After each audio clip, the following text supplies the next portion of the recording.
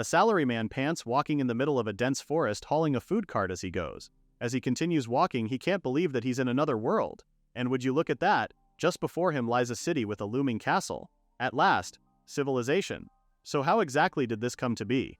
Let's wind it back to the start. Our story's hero is Ryo Sato, just your average Japanese salaryman. He just got out of work, standing in front of the busy city streets and wondering where he should eat today. Now that he remembers it, the curry he ate yesterday is still kind of tempting, but his attention is soon diverted to a certain item that looks out of place, a wooden food cart. In all honesty, this is Ryo's first time seeing something like this. He parts the norin and checks if anybody is inside. Huh, that's weird. It made him wonder if the owner is still preparing. Well, that's too bad. Guess he'll have to look for another shop, no? But the moment Ryo looks back at the main street, it's gone and is now replaced by a dense forest. What the? Our hero frantically looks around, wondering where he is and what just happened. Suddenly, a status screen appears before him, like the ones used in games where his stats are displayed. Wait a minute. Does this mean that he really transmigrated to another world? But more importantly, what's this skill, food cart? From the looks of it, even Ryo knows that this skill is not the type that is overpowered and unbeatable, and from the looks of it, it probably has something to do with the cart. However, he finds it odd because the cart doesn't have a table or a stove at all. Well, it's not like he has any other choice, right? Ryo decides to lug it around wherever he's going. So now back to the present. Our hero stands before the entrance of the great city and sees lots of people going in as well. Finally, he's saved. Okay, but first he needs to enter the city. Although he's not sure if he could enter properly if he also lined up, Ryo did so anyway. Before long, he hears the guard yell next, signaling that it's his turn. The guard wears a scowl as he inspects Ryo by first asking for his name. Our hero tries not to be intimidated as he introduces himself. But hey, at least he could understand the language here. But back to the inspection. Upon hearing Ryo's name, the guard asks if he's from a faraway country. Ryo easily agrees that what the former said is correct, thinking the guard wouldn't understand even if he tried to explain the truth anyway. The guard checks the wanted list and sees Ryo doesn't match any of them, so he will let him pass as long as he pays 4,000 krona as an entry fee. Ryo echoes the currency, puzzled, as the guard asks if our hero is not aware of it. Well, if he has no money, the older man offers to take something of appropriate value instead, like the coat Ryo is wearing. Yes, that seems to be of good quality. Our hero quickly takes it off and offers it to the guard, who confirms it upon receipt. With that, he finally lets Ryo pass as the guard welcomes him to Solon City, the Kingdom of Ireland, Fostria territory. Once inside, Ryo notices that the city has a medieval atmosphere, which reinforces that he really is in a completely different world right now. His only concern right now is the citizen stares because of the way he's dressed. It may be a different world, but without money he pretty much can't do anything. This prompts him to ask if he should just sell the clothes he has, which is exactly what he did. Ryo sells them to an auntie who was more than happy to buy such quality clothes made of excellent fabric. Heck, she even gave her a bonus for it. Thanks to that, he's got more than enough money to buy the same clothes the people are wearing, and he even managed to book an inn for the night. As he lies in bed that night, Ryo lets out a long sigh. He can't believe he came to another world in the blink of an eye. Just thinking about this makes him feel sad because he won't get to see his parents or friends anymore. But more than that, it makes him wonder if he'll ever get to return to his original world one day. Okay, nope. He's not going to sit and mull about things like these, it's far too depressing. He gets up and vows to live in this new world until the very end. And now it's time to address the elephant in the room, his skill, food cart. Since he's already here, he might as well try and find out what this new ability of his is all about. After all, his skill is his lifeline in this world. Our hero stretches his hand out and yells, "Open status screen." The screen immediately pops up along with a few pieces of information on what he can do. So far there are 3: creation magic, crafting magic, and storage magic. So this means he can create wheat and bread, huh? Given how this is his only skill, Ryo decides to just roll with it. He extends both of his hands forward to try creation magic, starting with water and wheat. He concentrates and imagines the items in his mind. And just like that, they both appear. Literally magic. Okay, so creation magic, check. Now it's time to test his crafting magic. Again, Ryo closes his eyes and imagines, hoping he will succeed, and he does. As soon as he opens his eyes, before him is a fluffy loaf of bread. He can't believe it. He actually created bread out of thin air. On top of that, it's freshly baked and looks incredibly delicious. But wait a minute, how will this bread taste? He takes a bite and lo and behold, the bread tastes as good as it looks. Bread of this kind is pretty rare, even in Japan. Now that he's done checking 2/3 of his skills, the only thing left for him to check is his storage magic. Based on his status screen, it looks like he can store the bread inside the food cart with this skill, which makes it feel like real magic. But to more important matters, as delicious as the bread is, Ryo wonders if he can really make a living with a skill like this. The next morning, Ryo heads down to the dining area, where he is greeted by the inn auntie, Auntie Rosa. She quickly offers him a breakfast plate, which Ryo gratefully accepts. For today's breakfast, they have a loaf of bread, a sunny-side egg with a few pieces of sausage, and salad on the side. He takes a bite of the sausage and finds it tasty, making Auntie Rosa happy. As for the bread, Ryo takes a bite of the unfamiliar bread since he doesn't see that kind in Japan. So is this the common bread of this world? But before he could mull over it, Auntie Rosa made small talk, asking what kind of work he does. Well, that's the thing, he doesn't have work, so he honestly tells her that he plans to start a business. For things like that, where does he need to go? Auntie Rosa suggests he head over to the Merchants Guild, especially if he plans on doing trade. With that, Ryo finishes his breakfast quickly and heads straight to the Merchants Guild, with the kind lady cheering him on. Once outside, Ryo remembers that there was a bakery nearby and decides to check what kind of bread they have in this world. He quickly spots the same bread he ate not too long ago, which means that this bread is the standard in this world. What's more, they don't seem to have toast bread in this world. So it got him thinking that if toast bread becomes popular in this world, it could become a profitable business. Soon enough, he reaches the Merchants Guild, where Natasha welcomes him and asks what he is there for today. Ryo tells her that he wants to sell bread from a cart. Natasha replies that to do that, he needs to register with the guild first, and since it's a cart-based sale, his registration will be at the lowest rank, 5th class merchant. Natasha also tells him that the guild will collect the registration fee and annual membership fee totaling 80,000 krona. Whoa, that's a pretty large sum, but it's not like Ryo can do anything about it, so he just hands her the fee. Now that he has paid, Natasha says they will also issue him a guild card, which is used as an identification document, urging him to be careful not to lose it. Next, she instructs Ryo to place his hand on the stone tablet, where they will read his information. As soon as he did that, the tablet glowed and a trail of light zapped into his card, thus finishing Ryo's registration to the Merchants Guild. Natasha hands him not only his guild card but also his proof of identity badge before wishing him the best of luck. Ryo exits the guild, feeling pleased because at first he was a bit anxious, wondering how things would turn out, but now he can finally start his business one way or another. Starting tomorrow, Ryo's real battle begins here. The next day, the local townsfolk watch curiously as the stranger calls out to them, selling his delicious bread. Of course, this is none other than our hero, Ryo. To recap, he was transported to another world with a strange cart, and the said cart also bestowed him the food cart skill, allowing him to make bread. Now if this bread sells, then he'll be able to make a living in this world, which explains his current predicament of trying to sell his toast bread. In theory, that seems pretty easy, but in reality it's much harder than it looks. The people eye him warily, finding him suspicious and won't buy any of his bread. But as fate would have it, an angel came to his rescue in the form of Auntie Rosa. The elder lady happily commends him for his hard work. She also brought with her his nephew Kane, who works as a chef. Ryo offers them a taste test, which Auntie gladly accepts. They tear a piece of morsel, and no sooner had they taken a bite, both Auntie Rosa and Kane were shocked, wondering what the hell this was. They never had bread this soft before. The taste and aroma are incomparable to any bread they've eaten before. It's completely different from ordinary bread. Auntie Rosa quickly orders everything Ryo could sell of this bread, since Auntie claims this bread is only usually eaten by nobles. Then she turns and tells Kane to serve this bread for dinner today. Her nephew points out that they usually buy their bread supply from another shop, but she says this one is fine, they'll try serving this one today. With that, the auntie and nephew duo went home carrying many loaves, thanking Ryo for selling the bread to them. As our MC waves goodbye to them, all he can think about is how relieved he is that they seem to like his bread. Well, since he's out of bread now, it's about time to create the next batch. Just then he hears a rumbling sound and turns to see a crowd running straight to him. Two ladies immediately ask if this was the same bakery Mrs. Rosa was talking about, asking if he would also sell his bread to them. Before long the others start clamoring, asking also to buy a piece or two. And just like that he sold his stock again. After a little while he informs the remaining customers that he'll be taking a short lunch break. As soon as he was out of earshot, Ryo couldn't help but comment on how the power of ladies is truly amazing. Of course they are. Ryo, they're the backbone of every fandom. But anyway, suddenly he hears a ping as a prompt appears, showing his status screen. With everything that happened, Ryo's status jumped from level 1 to level 4 in a short time. Now he can also make croissants. He decides to try making one now and poof, it worked. Ryo does a taste test and finds the pastry delicious. It's crispy on the outside and has a buttery flavor. But wait, so does this mean just making bread not only raises his level but is also tied to earning money? Oh well, he'll just decide to start selling croissants later this afternoon, along with the toast bread. With this he can earn even more. After lunch, Ryo opens his food cart again, selling his two products. As expected, the newly introduced croissant was an instant hit. More people came in and flocked to his humble food cart the whole afternoon. And before he knows it, Ryo has to announce that he's sold out for today, asking them to come again tomorrow instead. The ladies feel a little disappointed that all the bread is gone, but they promise to come back and buy from him tomorrow.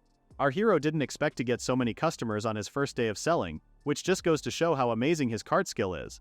Now then, time to check today's sales.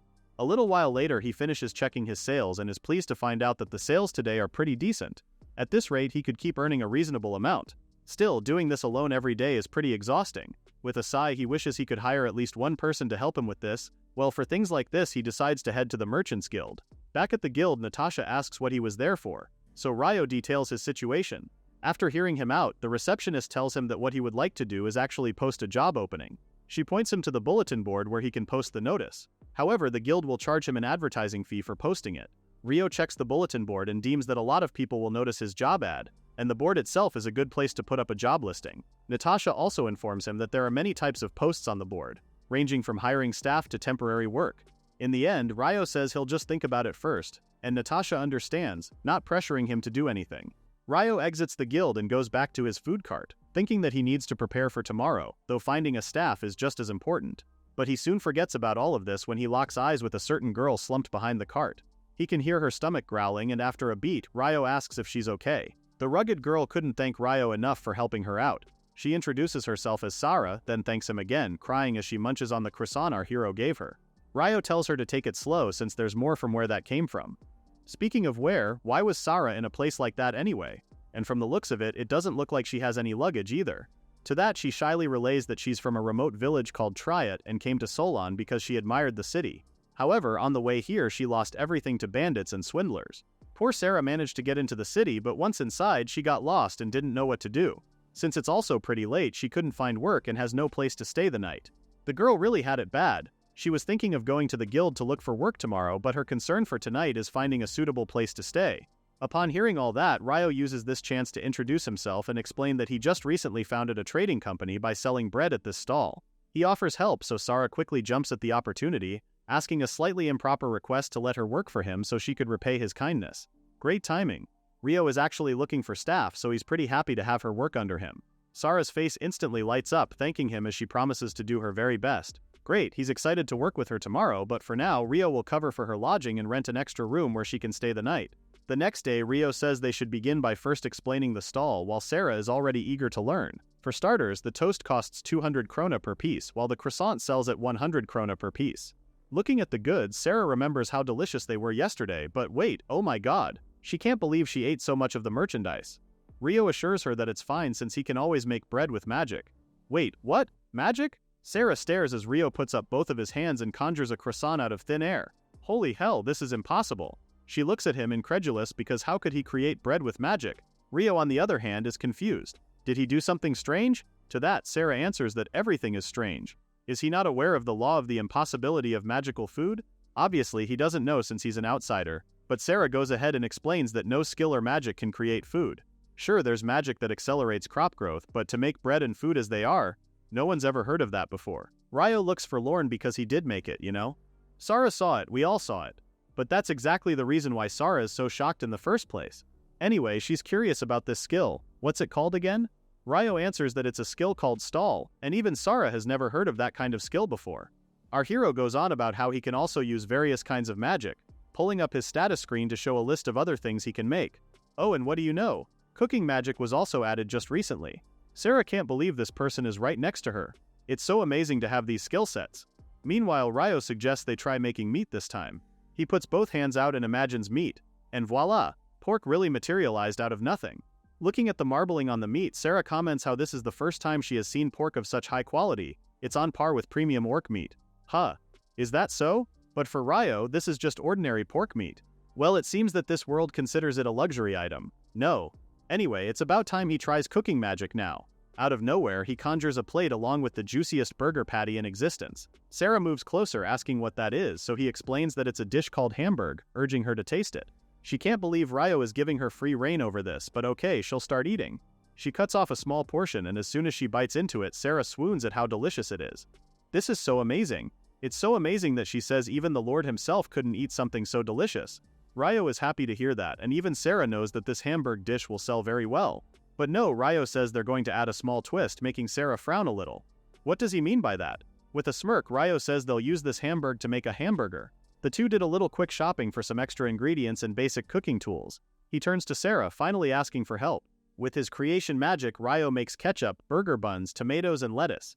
He slices the tomatoes and puts them along with the hamburg on the bun, as well as lettuce, and voila! The hamburger is complete. Both of them eat their own respective burgers, with Ryo satisfied with his work. This is absolutely perfect. Sarah couldn't agree more as she tells him that selling something like this at a street stall is practically a historic event. Alright, now that the taste test is done, they should start preparing today's merchandise right away.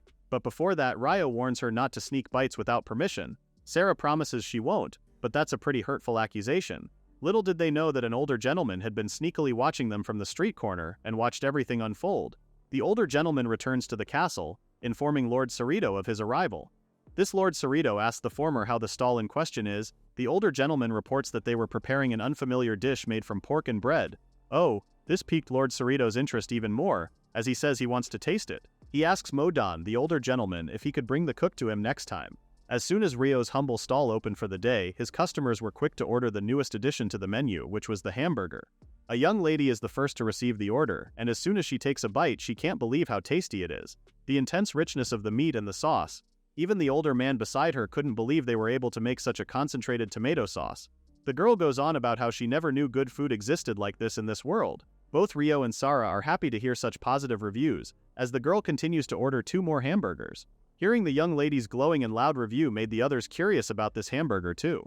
A second later, people were putting in multiple orders, and soon enough, Ryo had sold out for the day. They bid their last customer goodbye, with the latter promising to come back tomorrow. Just then, the older gentleman appears and asks if the shop is selling hamburgers. Ryo quickly notices that the gentleman has a refined aura overflowing with dignity. Be that as it may, they're sold out for the day, so he tells the older man that they're already closed. The gentleman doesn't insist, so Ryo just tells him to come back another time. It was obvious that the former became a little depressed, muttering about how he'll report this to his master. At the mention of that, Sarah looks up and finally sees the gentleman. She quickly moves past Ryo, putting on her most pleasing smile as she apologizes and asks what the older man's business with them is.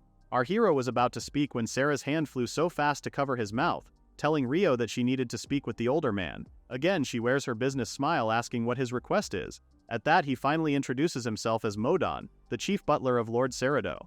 The said lord has expressed a desire to taste a hamburger and would like to invite them to the castle. Before Ryo could finish asking who Lord Cerrito is, Sarah elbowed him so hard, finding it hard to believe that Lord Cerrito actually said that. Modon finds himself concerned for poor Ryo, who was almost knocked out by what Sarah did, but he'll be fine. Sarah assured him so. Since everything's settled, Modon tells them that he'll come visit again tomorrow, with Sarah saying they'll be waiting for him. As soon as he was gone, her shoulders slumped, admitting how she got really nervous back there. She apologizes for acting so roughly, but she is annoyed because Ryo is the one at fault. The clueless Ryo had no idea what he did, and he also doesn't know who this Lord Cerrito is. Sarah tells him that Lord Cerrito is the ruler of the castle over there and is the lord of the Fostria region, including the city of Solon. Upon hearing that, Ryo paled because this Lord Cerrito is that powerful. Heck, is he the most powerful person in the land? Sarah confirms that's correct, and if you anger the Lord, then he won't be able to live in the city. Besides, Sarah says Lord Cerrito is like a father to her own father. Okay, now that confused Ryo, what did she mean by that? So Sarah finally confesses that her father is actually a baron and governs the village, which makes him under Lord Cerrito's territory. Ryo's jaw almost dropped because does this mean Sarah is a noble? So does that mean she's Lady Sarah? To that she answers that it's just a title in name only, and asks him to stop calling her that. Anyway, Sarah continues that the nobles of the Kingdom of Ireland receive their lands from the king, and it's only natural for them to be under the influence of stronger nobles in the region. Oh, now that she puts it like that, Ryo finally understands that she's the daughter of the village lord. But titles aside, he asks if it's really okay for her to work at a place like this. Sarah feels appalled at the question, like what is he even saying? Of course it's fine, Ryo is her lifesaver after all. She's about to add something else but trails off, leaving Ryo echoing the last few words she said. Sarah suddenly bows and tells him it's nothing, adding that she's looking forward to working with him from here on out. Ryo is more than happy to have her by his side, but for now it's best to think about what they should do about Lord Cerrito's invitation. The topic forced Sarah to regain her composure as she finally stepped up for the role. Since she learned proper etiquette and all the necessary manners at home, she volunteers to handle this whole matter, promising that everything will be fine. If it's like that, Ryo is more than happy to leave it in Sarah's capable hands. So for now, she suggests they buy some proper clothes that won't be disrespectful, leaving Ryo a little drained already. The two went around the city exploring places while also canvassing cooking materials. Finally, they reached Orphan's workwear shop, their last stop. Sarah suggests they buy the best cooking clothes at the shop, though Ryo is a bit hesitant since he has no idea what's suitable for the occasion. Just then, Sarah spots a chef's outfit on display, but upon checking the price tag, they feel their heads reeling a bit because the whole outfit costs 70,000 krona. Well, Ryo understands that it's a pretty hefty price tag, but he has no choice, he'll take it. He tells the shop owner to tailor 2 sets of the chef's outfit. Sarah is shocked because Ryo is ordering 2 sets. She feels guilty about how Ryo is spending all that money on her. She even says she'll prepare her own clothes that are much cheaper. To that, Ryo points out that she's working just as hard as he is, so it's fine. Still, Sarah feels guilty about how expensive it is. He assures her that it's fine, and what he only asks in return is that he'll count on her when they go to Lord Cerrito's castle. Well, if he insists, then Sarah has no choice but to accept and thank him for this. She promises to take good care of the chef's outfit. With that, they have everything they need. Starting tomorrow, Sarah says they'll begin studying etiquette and proper conduct. On the way home, she tells him how much she enjoyed shopping together today, and even Ryo admits that he did too. It even almost looked like a date, no? At least Ryo thinks so, but nah, he's just kidding. Little did he know that those words alone stirred Sarah's heart, leaving her flustered as she asked him to stop saying nonsense. She walks ahead saying they need to hurry back, while Ryo jogs to catch up to her. He was so engrossed in catching up to her that he failed to hear that ping, informing him that a new skill had been learned. Finally, Ryo and Sarah stand before the imposing castle wearing their matching chef's outfits. Even as a noble, Sarah feels a bit nervous, but it's Ryo who says that at least they did everything they needed to do. Mondo appears and tells them he'll guide them to where Lord Cerrito is, instructing the two to follow him. The older man stops before a pair of double doors, turning to them to say that Lord Cerrito is opening on the opposite side.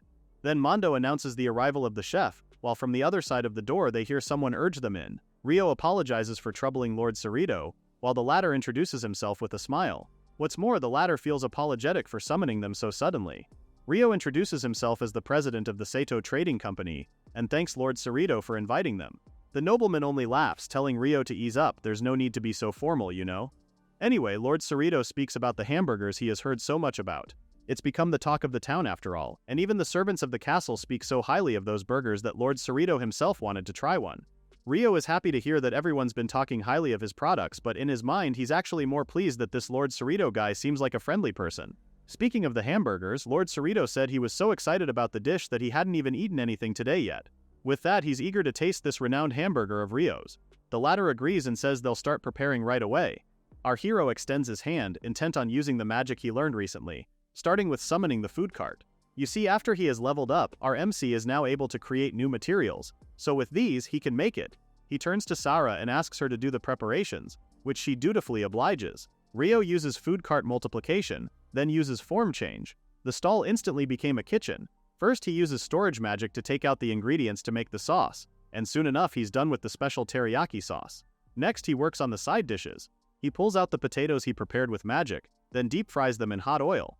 After they're cooked, Ryo sprinkles salt on them, and with that the freshly fried french fries are done. Lastly, he pours the special sauce generously on the burger, and plates the food beautifully. With that he presents the special hamburger set to Lord Cerrito. The nobleman eyes the unfamiliar dish curiously, since it's something he has never seen before.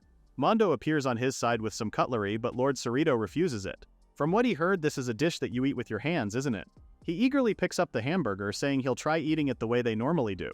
As soon as he takes his first bite, his brows furrow, followed by an unreadable expression passing over his face. Uh-oh. Both Ryo and Sarah low-key start to panic, because what do? Does he not like the taste? But just as suddenly, the young lord proclaims that the food is delicious. This is the first time he has ever tasted something delicious like this. Plus, this richly flavored sauce got him curious, turning to Ryo to ask what it is.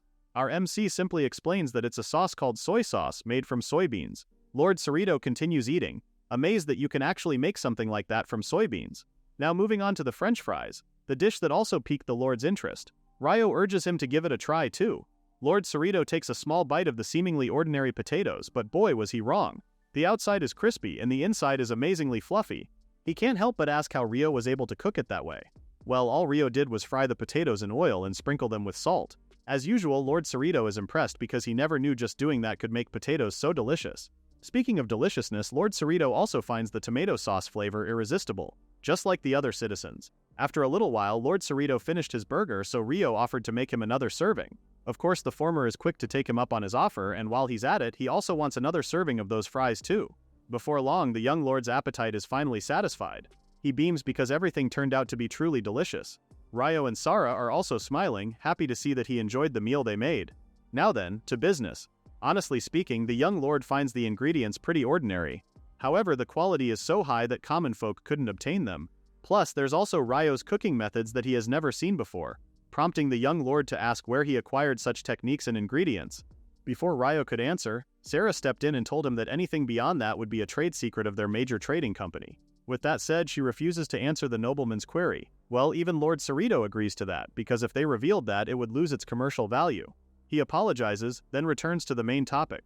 After treating him to such delicious food, Lord Cerrito says he'd like to grant Ryo some kind of reward, asking our MC what he would like. Since Ryo treated Lord Cerrito to something wonderful, he'd like to reward our hero with something. So he asks Ryo what he would like.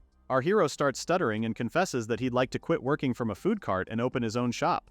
That's the endgame, but what he needs to make that happen hasn't been decided yet. With that said, he just tells Lord Cerrito that he'll answer that question again when he's ready. Ho, the young lord only hums in reply, and with a smile he decides to just give Ryo a little something. Lord Cerrito orders Modon to bring the seal, and the older man hesitates, asking if that was really necessary. The lord of the castle answers that Ryo is trustworthy. His source, his intuition says so. If that's the case, the butler didn't ask anymore and proceeded to fetch the seal.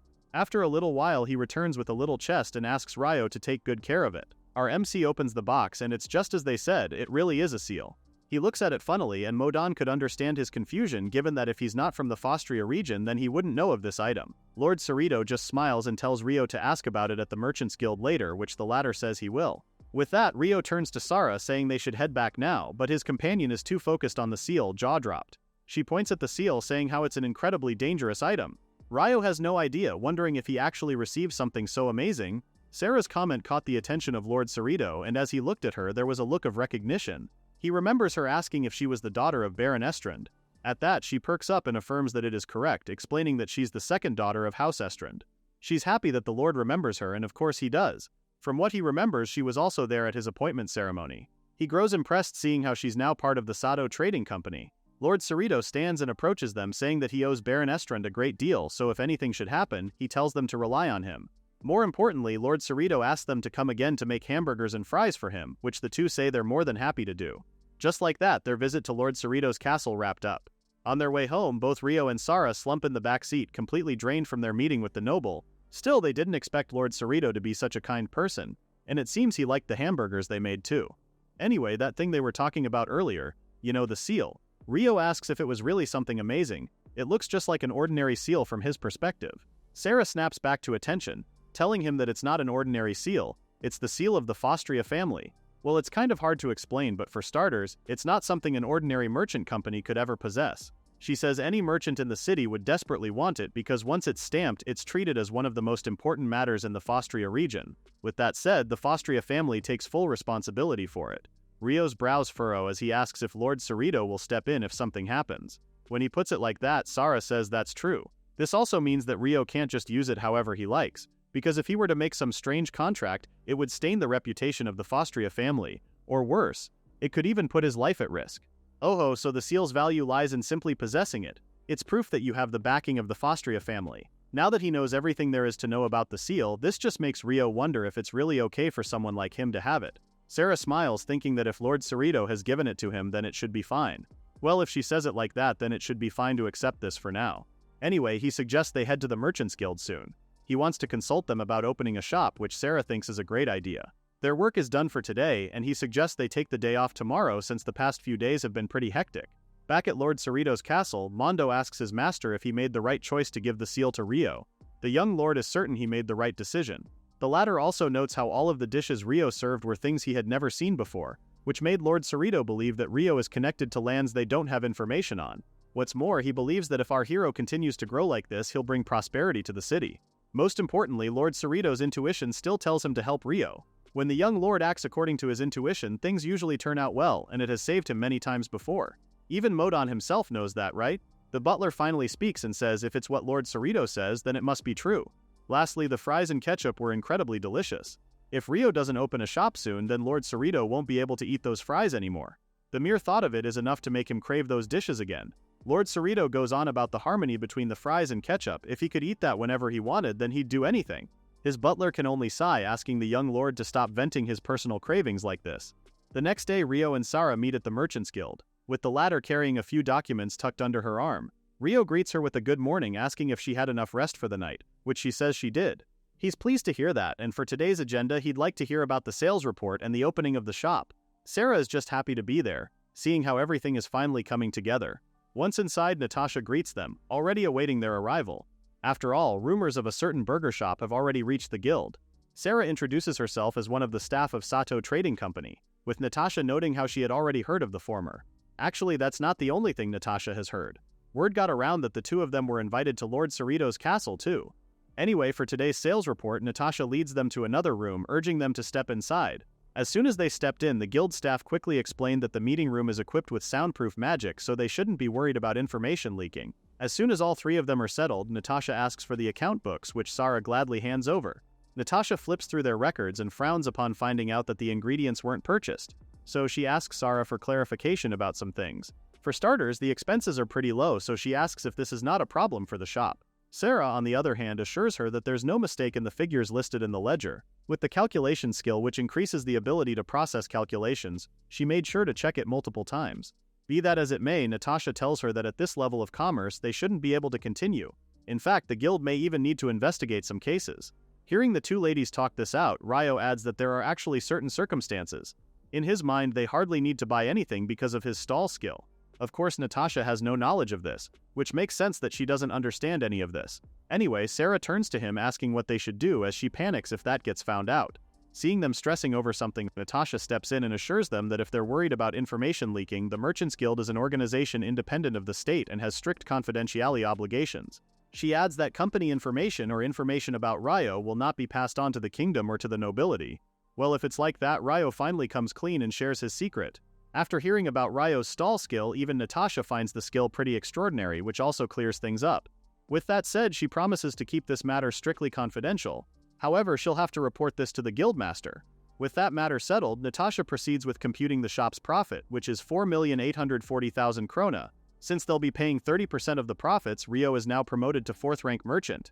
Natasha gets up and fetches a small box, showing him the badge of a 4th-rank merchant inside.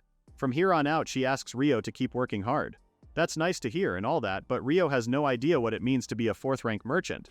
Like, what do they even do? Natasha almost drops the badge out of shock, but regains her composure as she begins to explain. According to her, merchants are ranked by how much money they contribute to the Merchants Guild. Since Ryo's rank is higher, more trust is given to him as a merchant.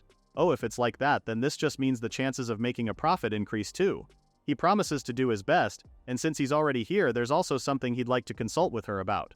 Here's the thing. Ryo is considering owning a shop soon, so to do that, what does he need to do? Natasha ponders for a bit and tells him that he needs quite a bit of preparation and capital. First, there's the shop's rent, and then there are the wages for hiring staff. There's also the interior setup costs and kitchen equipment, and lastly, savings to last until the business stabilizes. Those are roughly the requirements, according to Natasha. Furthermore, she tells him that the guild can offer a loan, but since his company was founded only a month ago, they can only lend him around 1 million krona. Given the requirements, it looks like they can't set up shop now, but wait a minute, since they're on the topic of loans, Ryo has an idea. He starts fumbling through his pockets and asks Natasha if he could use this being the seal he previously received from Lord Cerrito. Can he use it here? Natasha leans over and recognizes that it's the seal of the Fostria family.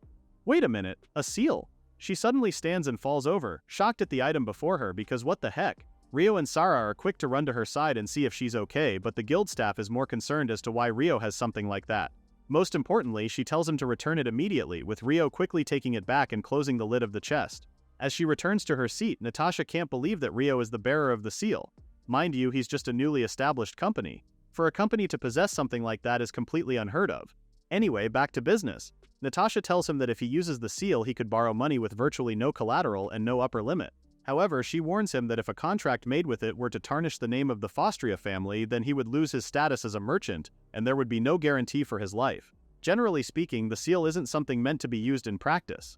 Listening to her like this is like deja vu for Ryo, because didn't Sarah say something like this to him before? Well, if the seal is practically unusable, Ryo asks what the point of being the bearer of the seal is. Natasha says that since the Sato Trading Company is growing rapidly, there may be people who look upon it with hostility. But as long as he carries the seal, no one will dare to lay a hand on him easily because it's proof that the Fostria family stands behind him. Upon hearing that, Ryo makes a note to thank Lord Cerrito for that. Anyway, Natasha also highlights that despite the scary things she said before, being the bearer of the seal is a tremendous honor for a merchant. Hearing all this just makes Ryo realize that he's been put in charge of something truly remarkable. On the other hand, as a guild staff member, Natasha promises to do everything she can to support him and looks forward to working with Ryo from now on. Ryo shares the sentiment, admitting that he also feels the same. At the tavern, Rio and Sara share a drink celebrating Sato Trade Company's promotion. Sara takes a sip of the beer and finds it's to her liking, while he tells her the foam is all over her mouth. Just then the waitress arrives with their food, with both of them wide-mouthed at how delicious the food looks. Sara takes a bite and relishes the food. She never even thought she could eat this much when she first came here. Looking at her happily eating, Rio can't believe that it's been a whole month since they met. Time sure does fly fast, no? Remembering it now, even she couldn't believe how lost and confused she was back then. Just recalling it made her feel grateful for how she even got to work like this. In his mind, Rio also never imagined he'd suddenly be teleported to another world.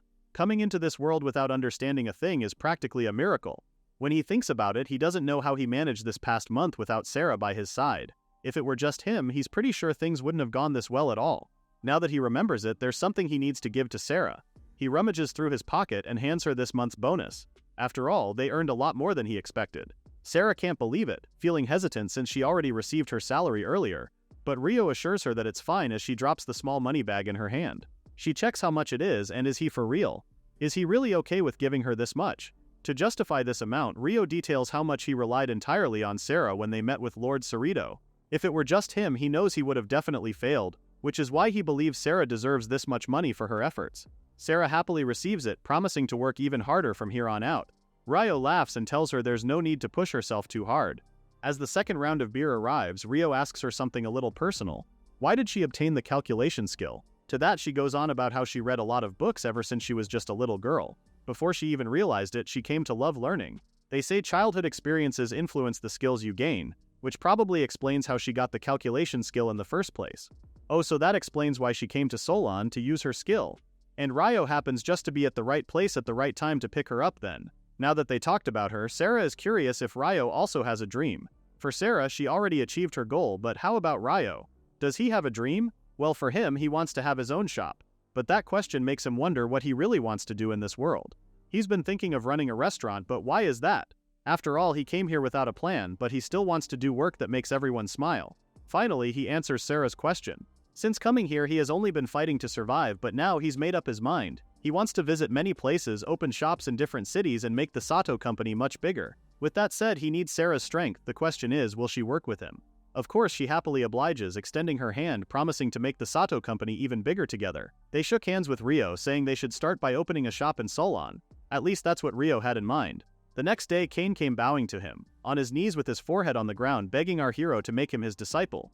Rio and Sara look over this boy, bowing over them, begging Rio to let him become our hero's disciple. The former looks on, wondering just how things ended up like this, when suddenly Kane gets on his feet and clutches both of Ryo's hands. He's still insisting on letting him work with them, while our hero's actually only recognizing him now as Auntie Rosa's nephew from before. Kane reintroduces himself again intensely, so Rio has to tell him to chill a little bit.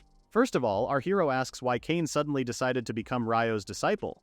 At that, the younger man clarifies that he didn't do this on a whim, he thought about it for a long time. Speaking of, our hero is reminded of Kane being a cook at the inn. What will happen about his job then? Kane tells them up front that he already quit and even brought a letter from his hand, handing it over to Rio.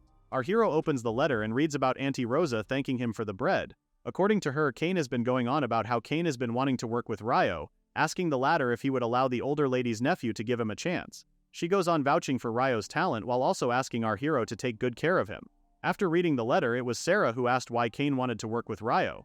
The latter answers that he was deeply impressed with Ryo's hamburger. With twinkling eyes, he rambles on about how he never thought there was a way to cook meat like that. Plus, he was amazed at the idea of putting it inside bread too. Kane wants to learn many other techniques, which is why he wants to become a chef like Rio, calling him master. Looking at the guy, it makes Rio think that if they're going to open shop someday, then they really need people with enthusiasm like Kane's. Rio acknowledges Kane's feelings, making the younger man perk up. But first, Rio wants to know the other's skill level. He wants to see Rio's talent that Auntie Rosa bragged about in the letter. Kane is more than happy to show off his skills, so they kicked it off straight away. Rio gives him all the ingredients and wants Kane to make a hamburger out of them. The latter quickly notices how these are all quality ingredients, while Rio asks if he has enough tools to make the dish. Kane says these are more than enough and quickly gets to work, chopping the vegetables at lightning speed, leaving both Sara and Rio impressed. Before they realized it, the younger man was already putting the hamburger together, and voila, it's finally done. They do a taste test and Sara commends Kane's fast and flawless workmanship, on top of his delicious burger. The arrangement of the filling and the ketchup spread is also perfect. There's not a single fault in his work, at least according to her. Rio, on the other hand, is still hung up on how fast Kane worked. Is that really even possible? To that, the younger man shares that he possesses the cooking skill, which increases his cooking speed and tasting magic. However, he's also quick to add that he's still at a pretty low level, which is why this is all he can do for now. Ryo finds the younger man's talent impressive, especially with how he was able to create a complete hamburger with such speed and precision. He's practically ready for the next step. In fact, he's even faster than Ryo, so with that our hero extends his hand as he welcomes Kane as the newest member of the Sato company. Overwhelmed with emotion, Kane starts tearing up and quickly takes Ryo's hand in his as he thanks our hero for the opportunity. Speaking of Ryo, he also adds that Kane is not his disciple, just to clear things up, okay?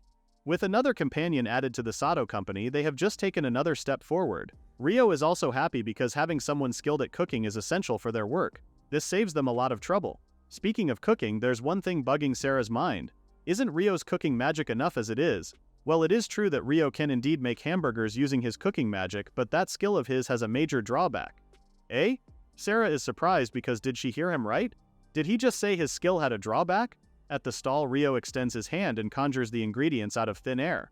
Since this was his first time seeing it, poor Kane almost short-circuited, as he found it hard to believe that ingredients came out of the food cart. Ryo calmly explains that this is his skill, while Sarah is curious if his skill really has a drawback. The former affirms that and shows them the said drawback. He extends both of his hands on the ingredients, and poof, it became a single burger patty. Sarah finally gets it now, all those ingredients and yet it turned into just one patty. That's exactly what worries Ryo because he found out that using his cooking magic consumes a large amount of materials. Even in terms of volume, it decreases a lot, and looking at it long term, that loss can't be ignored. When he puts it like that, even Sarah agrees that it really is inefficient. Suddenly, Kane's hand shoots up in the air as he asks Ryo a question. Couldn't they just sell the ingredients as they are? At least with that, there wouldn't be any waste, and it's a pretty good idea. But no sooner had those words come out of his mouth than both Ryo and Sarah narrowed their eyes at him. She begins by saying that if they did that, it would cause trouble for the farmers and other merchants. Kane doesn't understand, so she explains further by posing a question between Ryo's vegetables and the other merchants' vegetables, which would Kane buy given that Ryo's vegetables are also much cheaper. The latter answers that of course he would buy Ryo's vegetables. They're cheap and quality ingredients after all. Well, in Ryo's case, he can create ingredients out of nothing with his skill. With that said, it wouldn't just put the other merchants into trouble, it could collapse the whole market, which is why the vegetables can't be sold as they are. Kane finally gets it now, but Sarah isn't done with her explanation. If Ryo took this seriously, then he could practically make all the farmers in the country lose their jobs. Capitalism and monogamy at their finest. Well, that's a pretty extreme example, but it's still true. With all that said, Ryo doesn't want to use his skill in a way that harms others, which is why he wants to create hamburgers without using his skill. Okay, Kane finally gets it now, just as Ryo tells him that he'd like to entrust the cooking to Kane. Upon hearing that, the latter beams. He's happy to do so and promises to do his best, which is pretty much a lifesaver for Ryo. Cut to 2 weeks later, the highly awaited yet humble hamburger stall has a long line of customers waiting for their food. Thanks to Kane's skill, they were able to create multiple burgers quickly. He's seen it before, but Ryo remains amazed at how fast the younger man is, while the latter is happy to hear praises from his master. Little does Kane know, even Ryo finds him being able to talk in the middle of work pretty impressive. Just then, the two boys hear a familiar voice call out to them. It was Auntie Rosa. The elder lady asks how her nephew is faring. Kane, on the other hand, panics at seeing his aunt, but Auntie only barks at him to get back to work. Ryo tells the older woman how he finds Kane's skill pretty amazing and that he has become an important asset to the company. The elder lady just laughs, thinking that Ryo's just buttering up to her. But our hero insists that it's not, especially not after seeing Kane's skill up close. Hearing Ryo speak of her nephew like that pleases Auntie Rosa. You see, the kid's parents were adventurers, and ever since they've gone, she's been the one looking after Kane and acting as his guardian. She may sound rough when talking to him, but deep down Auntie cares for her nephew. Oh, talking about Kane got the older lady all sappy, prompting her to apologize to Ryo for talking about it so much. But our hero is more than happy to listen to her stories. And yeah, even Auntie Rosa admits that seeing her nephew at work puts her at ease. With that, she entrusts Kane to Ryo's care, then just as quickly asks for the usual bread order. Much later that day, things had finally calmed down just as Sarah returned. She informs them that she managed to get an appointment with the Merchants Guild. And since their sales have increased so much as of late, Natasha also agreed as well. Ryo's face brightens up, while Kane has no idea what's happening, so he asks the former what the two were talking about. At that, Ryo tells him that they'll finally open the Sato Company store, their very own shop. Fast forward 2 days later, Ryo begins the agenda, which is the plan to open the Sato Company store at the management meeting. Now then, with all 4 of them seated, the management meeting of Sato Trading Company begins. Since Ryo and Sarah want to hear the union's opinion, they invited Natasha to attend. Sarah begins by asking Ryo what kind of shop he wants to create. Our MC details that he wants the shop to be a relatively large shop where people can eat inside. Sales from the stalls are doing very well right now, so he believes that it's only natural that they cater to the high demand. However, if the shop is too small, he thinks it would be difficult for regular customers to come by often. With that said, he asks if anyone else has an opinion of what he said. Kane is the first to comment, expressing his wish to be able to cook lots of food, so he doesn't care what kind of shop it is. Well, Ryo already expected this much out of him, and it's only befitting for a chef. Unlike him, Sarah has some concerns over this. Since this will be Ryo's first shop, she suggests they start with a small one, like a takeout-only shop. At least with that, they won't have to worry about congestion. Ryo admits that that's a good option, but he personally insists on a shop where customers can eat inside. In the end, he'd like to see the customers' faces himself, after all. This time it's Natasha who points out that if they plan on opening a big shop, then they would need a lot of waiters. If that's the case, wouldn't labor costs balloon because of that? Wait, what? Waiters? Natasha reiterates what she said and explains that waiters are people who take and order food. Well, Ryo was about to say something but caught himself. Wait a minute. Could it be that the shop he's imagining is different from the one they have in mind? Ryo explains that the shop he's envisioning won't have any waiters. Instead, they'll set up something called a cashier counter where customers order and pay at the same time. Sarah finally gets the idea. This just means the customer will carry the food themselves, no? It's just as she said. Now that Ryo thinks about it carefully, this is practically a different world altogether. A world where fast food restaurant systems don't exist. Back to the meeting. Both ladies finally envision how Ryo's shop won't need waiters at all, and with his approach they can run a large shop without any problems. Natasha mutters to herself about this new style of shop and finds it amazing.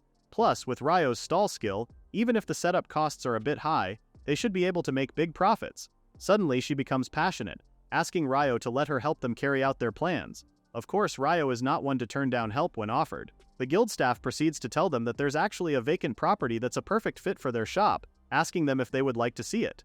Ryo loves to do so, while Natasha turns to Sarah, informing her that their rent is 4 million krona plus interior renovation costs. The latter already expected such an amount and says that it's within their budget range. Now for the interior, Natasha thinks commissioning Dahlhoff Trading Company would be a good choice. They're known as the top construction company in Solon and are considered third-rank merchants.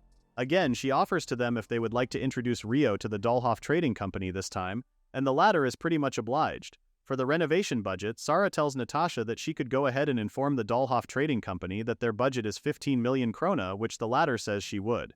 Natasha then hands them the property plans and the key to the property. Now that the future direction has been decided, Ryo says they should go and see this property. A few days later, the trio arrives at the property Natasha was talking about. Surprisingly, it's a bit larger than Sarah expected, but for Ryo it looks just right. A moment later, they hear an unfamiliar voice comment on how the building is truly splendid. A stout man with a bushy beard appears, introducing himself as Dahlhoff of the Dahlhoff Trading Company. Right next to him is his assistant, a girl named Yule. Ryo and Sarah approach them, with Ryo introducing himself as the president of Sato Trading Company.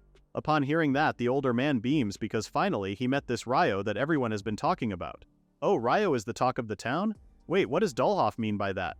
The older man only laughs, telling Ryo that he should know what that means by now. News of our hero becoming a seal bearer in a month has already reached Dahlhoff's ears too. Upon remembering that, Ryo feels a little embarrassed, but he adds that it's also a great honor. Just as quickly, Dahlhoff goes into business mode. The older man heard that this project includes many special requests, so he promised to do everything they can to carry out Ryo's wishes, just as the two men shook hands. Their group of 5 enters the building as they begin the actual inspection. Dahlhoff asks what the floor area is, and Yule answers that it's approximately 200 square meters. Kane is impressed at how she did that, with the older man telling them that it's because of Yule's skills that they can take measurements easily. Continuing with the inspection, Dahlhoff asks about the general layout that they want. To that, Sarah answers that on the first floor they want a cooking area and a serving counter. Then on the second floor she wants to set up an office.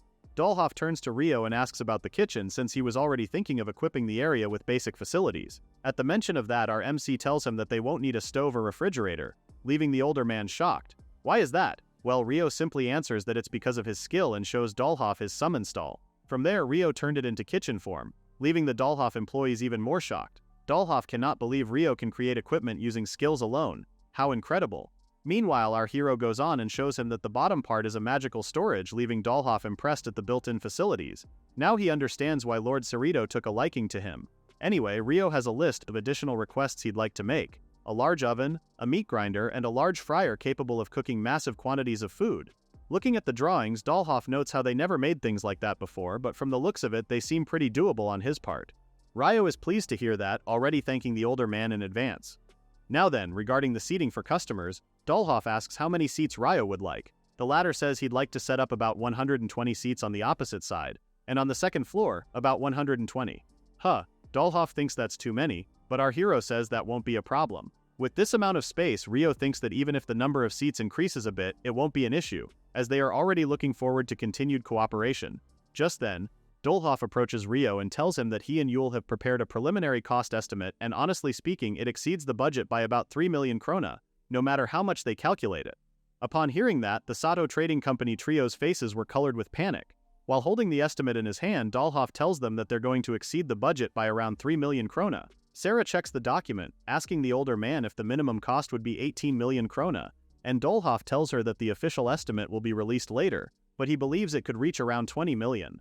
Upon hearing that, she turns to Ryo, saying she'll start revising the plan and return right away. He feels sorry for putting extra work on Sarah, feeling bad for not being good with accounting matters. But Sarah is energetic as ever and volunteers to take on the work. After all, this is exactly why she left the village in the first place. She promises to make sure the shop opening plan succeeds. Fast forward 3 days later, a letter arrives from the Dollhoff Trading Company, and even Kane knows it's the quotation price, suggesting they hand it over to Sarah ASAP. Sarah opens the letter, and it's just as Dollhoff said, the cost for interior renovation and equipment is 20 million krona. Ryo asks her if the revisions are going well. With a smile, she assures him that she managed to complete most of it over the past 3 days, even though it's been tough. All that's left for her to do is to adjust it based on Dollhoff's quotation. With that said, she suggests they discuss this with the Merchants Guild, and Ryo couldn't be more grateful to her. He says they should present it tomorrow, but before everything else, Sarah informs him that they will need to take out a loan from the guild. As of now, she tells him that they've reached the limit in terms of equipment, but Ryo only wonders if the guild will approve it. They entrust everything to Sarah while she vows to do everything she can. The next day at the Merchants Guild, Ryo asks her if she's alright, and Sarah says she is and that everything is ready. They head inside where they are welcomed by Natasha, who is already expecting them. Ryo tells her of today's agenda regarding the new plan, so as per last time, Natasha leads them to the meeting room. With everybody finally settled in their seats, Sarah begins by showing Natasha the documents she has been carrying. The latter takes it and flips through the pages, making small comments now and then, until finally she sees the company's request, a loan of 25 million krona. Natasha's brows furrow slightly at the amount, telling Sarah that she understands the contents of their plan. With that said, she has a few questions in mind. First, regarding the loan amount, Natasha finds the amount pretty high compared to the scale of the project. She asks if they couldn't just make use of their existing equipment instead. Sarah explains that the most important cooking tools for their business are custom-made, so to maintain and operate the shop properly, they can't compromise on that point.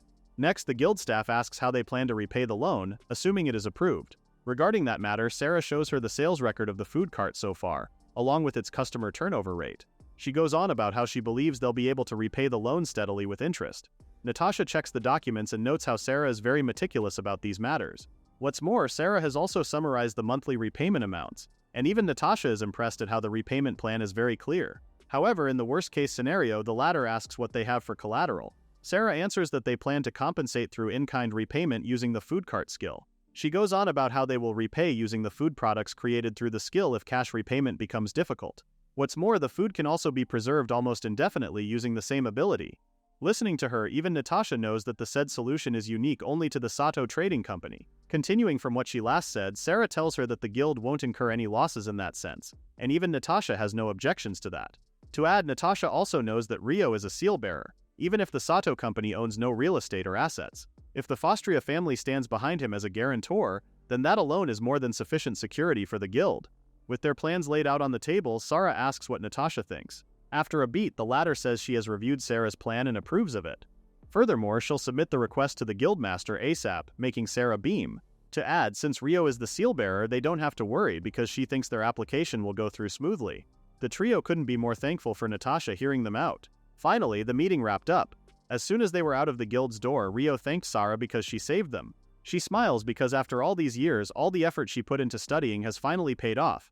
Now then, for the shop's opening, there's something Ryo would like to say to the two. To be frank, he wants them to take on new positions. As the number of their staff increases in the future, there will be limits to what Ryo can handle alone. So he wants them both to take charge of coordination and management. First, Kane. Ryo wants him to become the head chef and lead the kitchen staff. The younger man is quick to rise to the occasion even if he knows it's a big responsibility. As for Sarah, Ryo appoints her as the vice president of the Sato Trading Company. Sara couldn't believe it, her as the vice president? Well, if she's qualified for it, then she's more than honored to accept the position. Ryo is pleased to finally have her officially as the vice president. It's a new day and Sara comes barging in, letter in hand, as she tells Ryo that a message from the guild has arrived. She informs him that the loan they requested was approved, making Ryo relieved. As for the contents of the letter, it shows Ryo the total amount when they add the rent and loan repayments together. Looking at these numbers, he knows that income like that of a food stall won't be nearly enough. His brows furrow, thinking about how expensive everything is, and there are also the labor costs to consider. Speaking of labor, he tells the two that they'll have to start hiring staff and asks them how many people they need. Sara begins that they need someone to handle accounting at the register and someone for cleaning, so she thinks they'll need 8 people if they're also running shifts. Kane adds that he'd like to have 4 cooks because frying and dishwashing each need dedicated workers. So overall they need at least 12 people, no? Sara feels a little sad, and she can't help but wish there was another way. Ryo ponders for a bit before suddenly remembering something. Before he met Sara, Ryo asked Natasha about something. You know, about putting up a job posting on the guild's bulletin board. Sara also thinks that's a great idea, and even though there's a posting fee, Ryo believes it won't be a problem. Plus, since it will be posted at the guild, a lot of people will see it. Alright, no time to waste. Sara quickly starts drafting the recruitment poster right away, but just as she was about to write it, she stopped, prompting Ryo to ask what was wrong. To that she turns to him and asks what they name the shop. Ah, now that she mentioned it, they don't have a shop name. Kane comes in quickly and suggests they name it Ryo Burger since it's his shop. Our hero can only laugh because that sounds like too much in vain, no? On a more personal note, Ryo just wants to make the people of the town smile through food. He wants a name that feels familiar to the people of Solon. So with that in mind, he suggests this name to Sara and Kane. Cut to the next panel at the guild, people were clamoring over the bulletin board, seeing there was a new job posting from Sato Trading Company. It says there that they're hiring staff for Solon Burger. Salary is 250,000 krona monthly, and they need 4 cooks and 8 staff members, with the interview to be held on the 10th. Seeing how the people are crowding over his job ad, Ryo feels hopeful that they'll be able to gather enough people after all. This just leaves him wondering what kind of people he'll be working with. For now, he can only look forward to interview day, urging the two to do their best to prepare for the shop's opening. Then came the fateful interview day. Ryo's jaw is on the floor upon seeing the line of people eager to apply for the position at Solon Burger. Even Sara is impressed by the enormous crowd, while Ryo asks if they're really going to choose from all those people lined up. Wait a minute, now that he's looking at them, there are also regular customers and people he has seen before. Ryo feels touched because does this mean he has become a familiar face in Solon too? Realizing that just made him all the more grateful. Now then, it's almost time.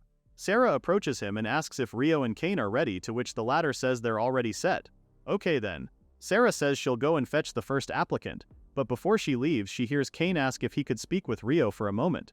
At that our MC lends the other his ear as Kane tells him that he believes his wife will be coming in today for an interview.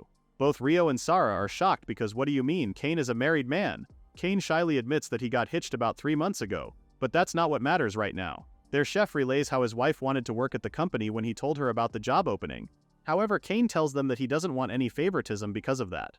Well, if that's the case, Ryo also points out that there's also no reason to accept her just because she's Kane's wife.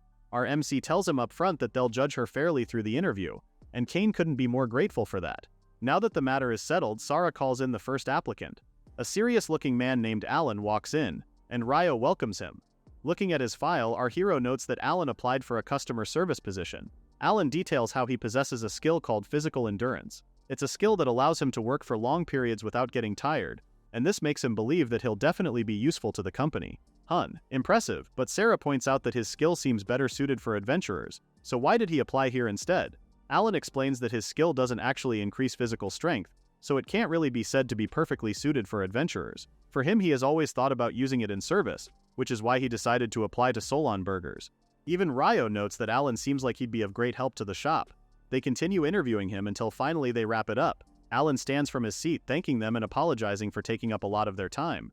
As soon as Alan was out the door, Ryo noted how he seemed like a pretty serious person. Once again, he realizes that everyone really has different skills, so they'll have to consider that when choosing. Just then, Sara calls for the next person to come in.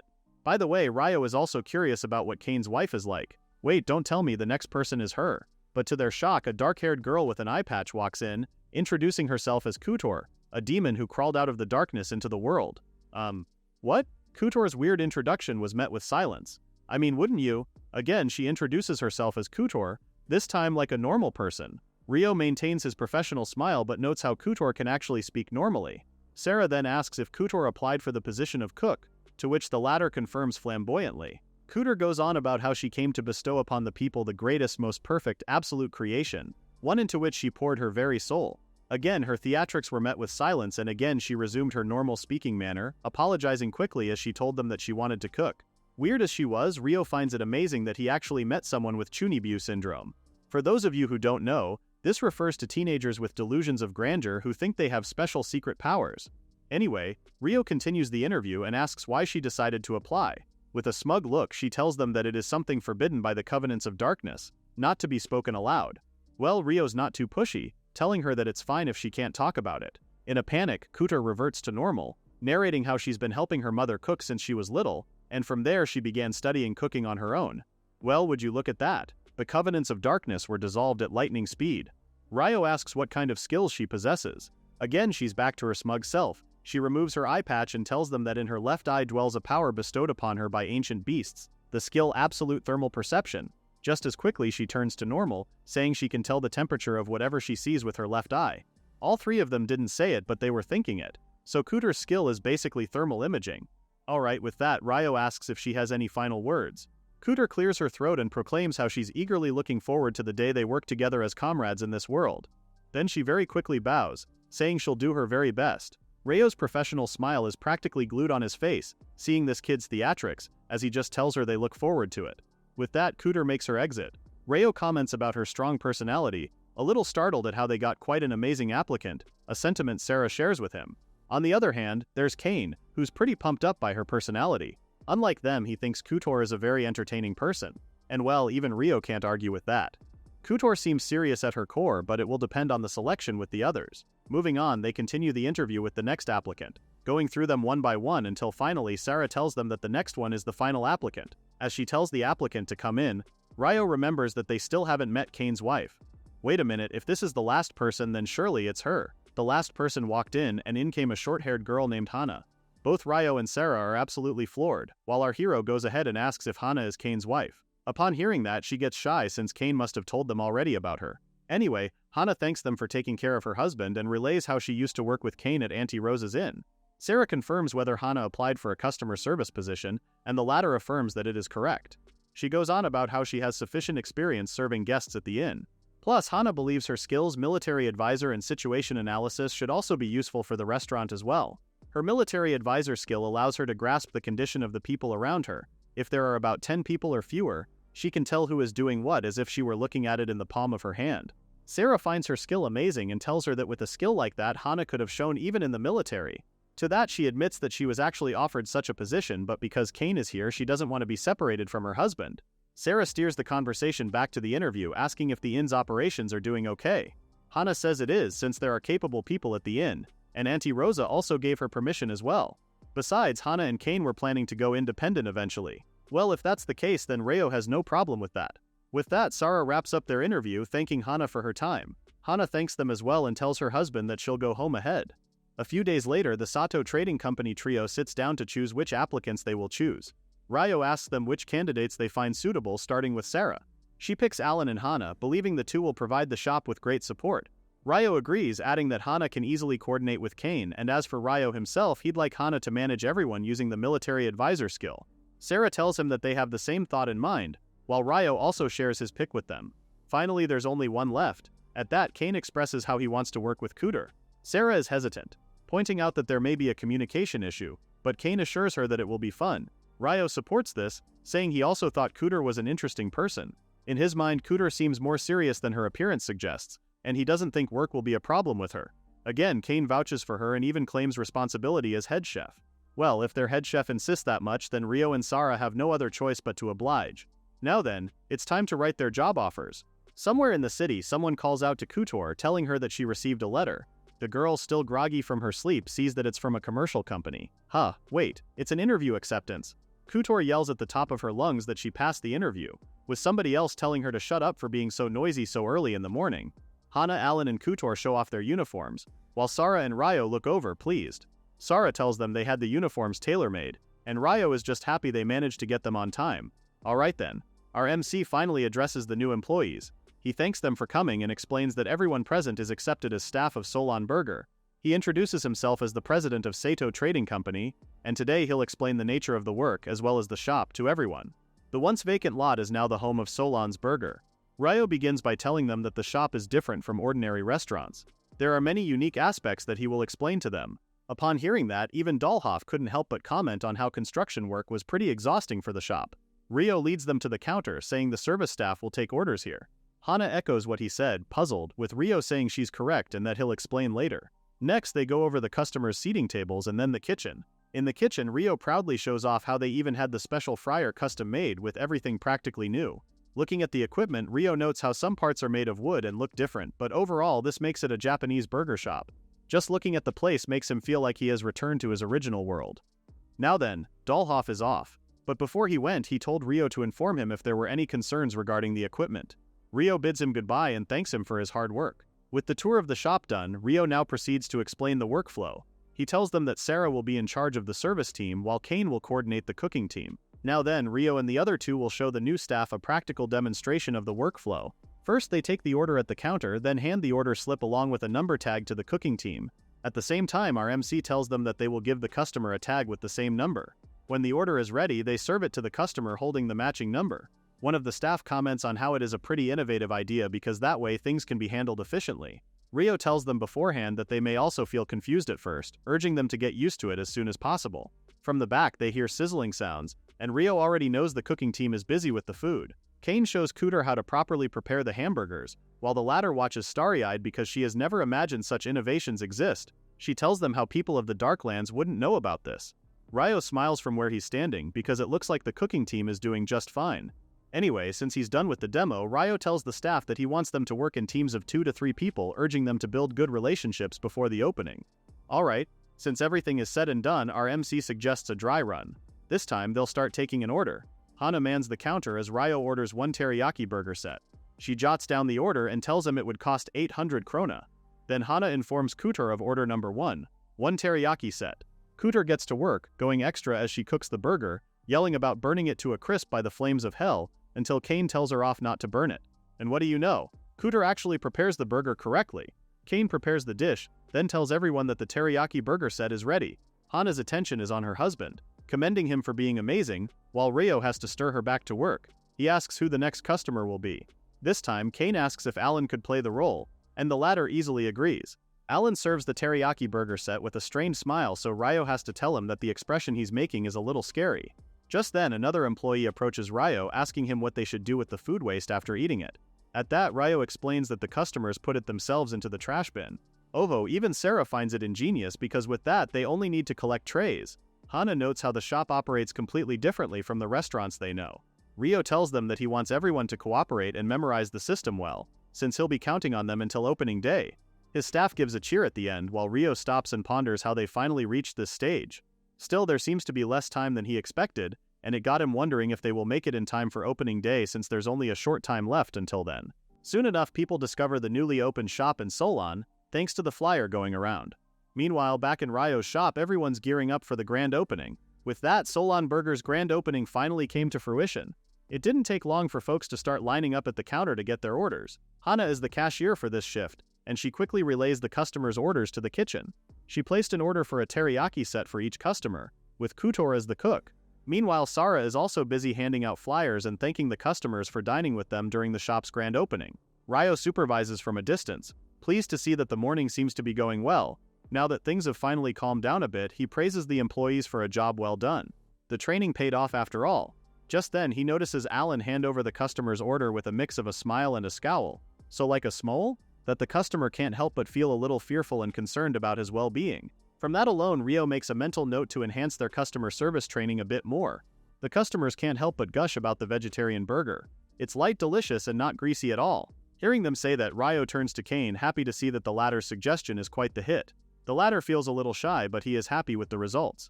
Who wouldn't be? Especially since Kane thought long and hard about how to make a hamburger without meat. He's practically confident in it, especially since he did his research and targeted the healthy food line. For the veggie burger, he used salted eggs instead of meat, making it a filling alternative.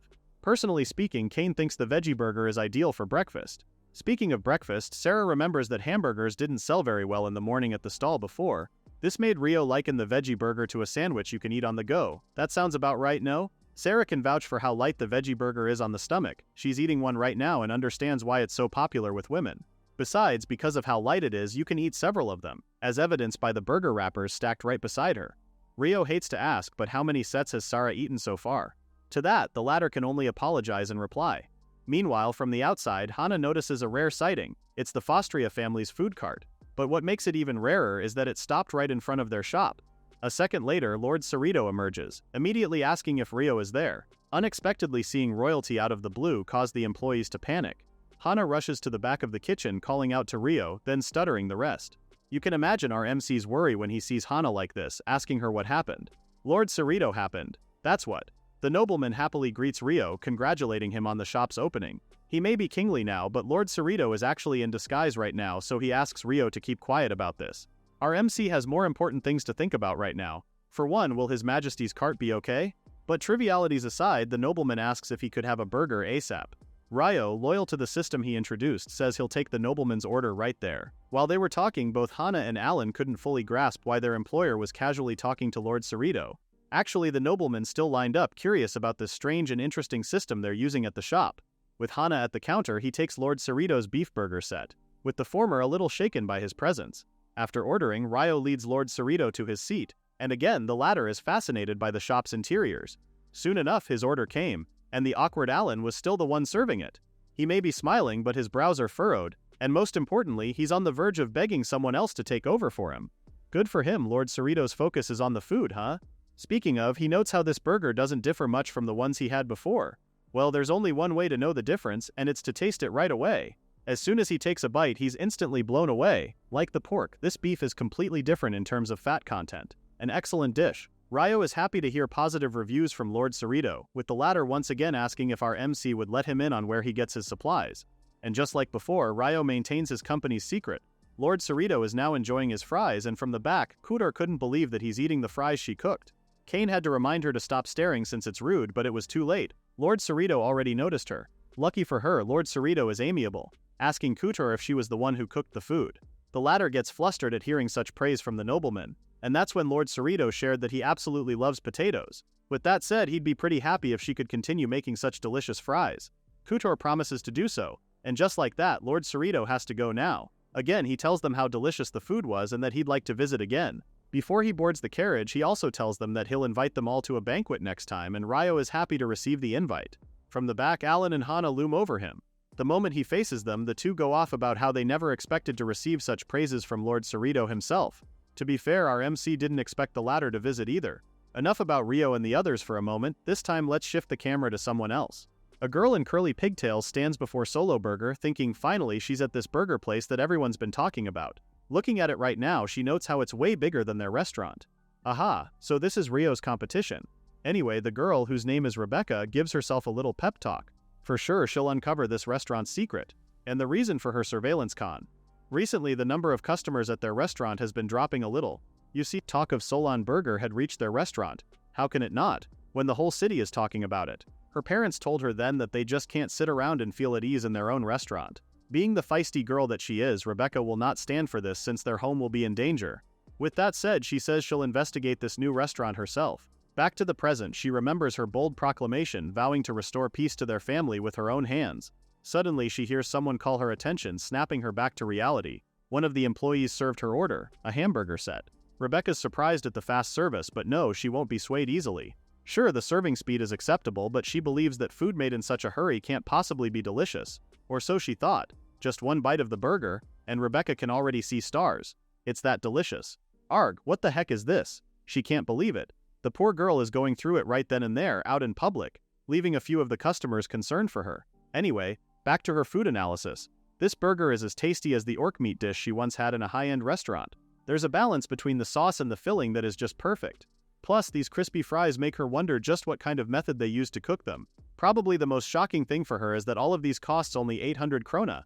She looks at the menu and notices they have something called a vegetable burger, and it looks delicious too. But no, she needs to lock in. Rebecca, get your head in the game and don't forget your goal. She munches on her burger hurriedly, then sneakily makes her way to the back. The girl is determined to uncover this restaurant's secret no matter the cost. Anyway, so far she finds the interior a bit weird. Finally, she finds the kitchen and takes a peek from the door. Even the place is filled with mysterious pieces of equipment. She just finds the shop even more suspicious because of this. Just then, Ryo's voice sounded from behind, asking if there was something she needed. Rebecca shouts upon hearing him, apologizing as she tells him that the kitchen just caught her attention. Lucky for her, Ryo is good-natured and even offers to let her have a look around. He leads her to the kitchen and asks Sarah if he could disturb her for a moment. Sarah agrees, but only for a bit, and while the two are talking, Rebecca looks at him in surprise. Did she hear that right? He's the Ryo that everyone's been talking about? She has heard about him from her father. Apparently, this guy is a terrifying man who became a power merchant in just a month. What's more, he even became a seal bearer. This is it, her chance to know more about his stuff. So Rebecca bluntly asks him what those strange pieces of equipment are. Ryo happily shares what those are, pointing out the oven and fryer, tools used for cooking meat and making fries. Rebecca is stunned because that's it? She can't believe these tools actually make the burger. Since she's already here, she asks how he came up with such tools and the shop's system. To that, Ryo denies it, claiming that he didn't come up with anything special, they're just things that existed in his hometown, which is why he had them custom-made. The mention of his hometown piques Rebecca's interest, while our MC continues that even the hamburger originated there. It just so happened that the people of Solon accepted it. Their conversation got cut short when they heard a maniacal laugh. They both turned to see Cooter is up to her antics again, burning everything or something like that. As she leaned over and watched the dish get cooked, Rebecca asks if Cooter is also from his hometown, and nope, Ryo says that one's different. Anyway, continuing from what he was saying before, Ryo claims that he didn't do anything great at all. This man is pretty humble, no? He says that like it's nothing. One of the employees approaches Ryo for a concern, and seeing how he works, Rebecca knows that one cannot run a business on knowledge alone. Ryo focuses his attention back on her, and Rebecca opens up about how Solon is the only place she knows. Sure, Ryo doesn't take the claim and insists that the knowledge and everything else came from his hometown, but if she were in his shoes, she could never have done something like this. She cheers him on, commending him for his ability to make use of the knowledge to this extent, which is a merchant's talent in itself. After saying that, she bolts and says she'll come again sometime. He's definitely weirded out, but he still thanks her. Rebecca finally reaches home with her parents asking her how Solon Burger was. Admittedly, she tells them it was amazing and they can only chuckle since it's obvious their daughter enjoyed it. Of course, Rebecca tries to deny this, but her father points out that if Lord Cerrito acknowledged it, then it must be true. Be that as it may, her old man says they just can't stand by and do nothing. To that, Rebecca suggests they create a new menu that can compete with Solon Burger. Their daughter has really grown up, huh? That proclamation just made her folks cry. Fast forward several weeks later, Rebecca launches their new menu, an herb-grilled minced meat bread. Fellas, it's practically a burger served and cut in half. Even her father noticed the uncanny resemblance, plagiarism at its finest. At Lord Cerrito's castle, the young lord is in distress because they're currently facing a dreadful situation.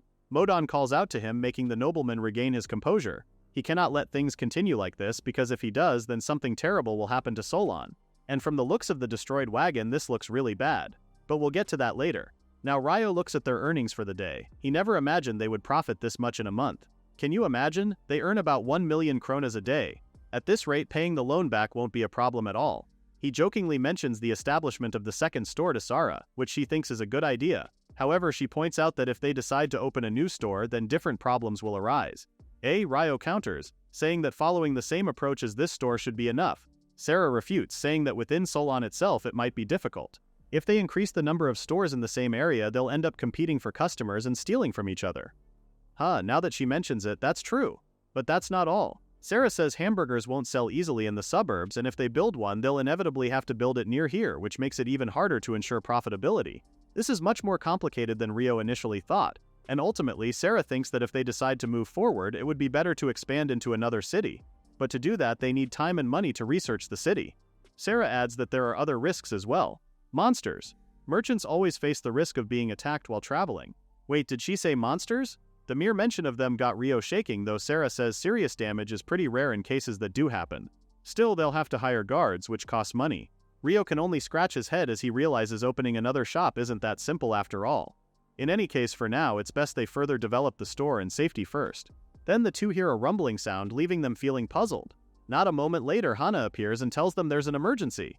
The two get up from their seats, asking the former what happened, but all Hana can say is that it's serious. Apparently, they received a message from the Merchants Guild urgently summoning the president and vice president of Sato Trading Company. What's more, it's a direct request from Lord Cerrito and the guildmaster himself. Naturally, Ryo and Sarah head straight to the guild, where they meet with Doyle, master of the Merchants Guild, and Lord Cerrito. It was Ryo's first time meeting the former, so he's a little stiff, but Doyle tells him there's no need to be so tense. The guildmaster urges them to have a seat and get comfortable while they're served tea. Anyway, the two are curious why they were suddenly summoned, but Doyle hesitates, turning to Lord Cerrito.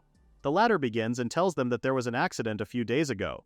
There was a trade caravan that was supposed to transport wheat to Solon, but monsters destroyed almost all of the wagons. Oh no, so does this mean Solon's wheat supply will run short? Lord Cerrito confirms what Rio had just said. But wait a minute, Sarah remembers that the city has a large storage facility, right? Lord Cerrito replies that she's correct. The palace warehouses have sufficient reserves, but only in normal times. Doyle continues that this time the Fostria region used a large portion of its stock to support other regions suffering from food shortages.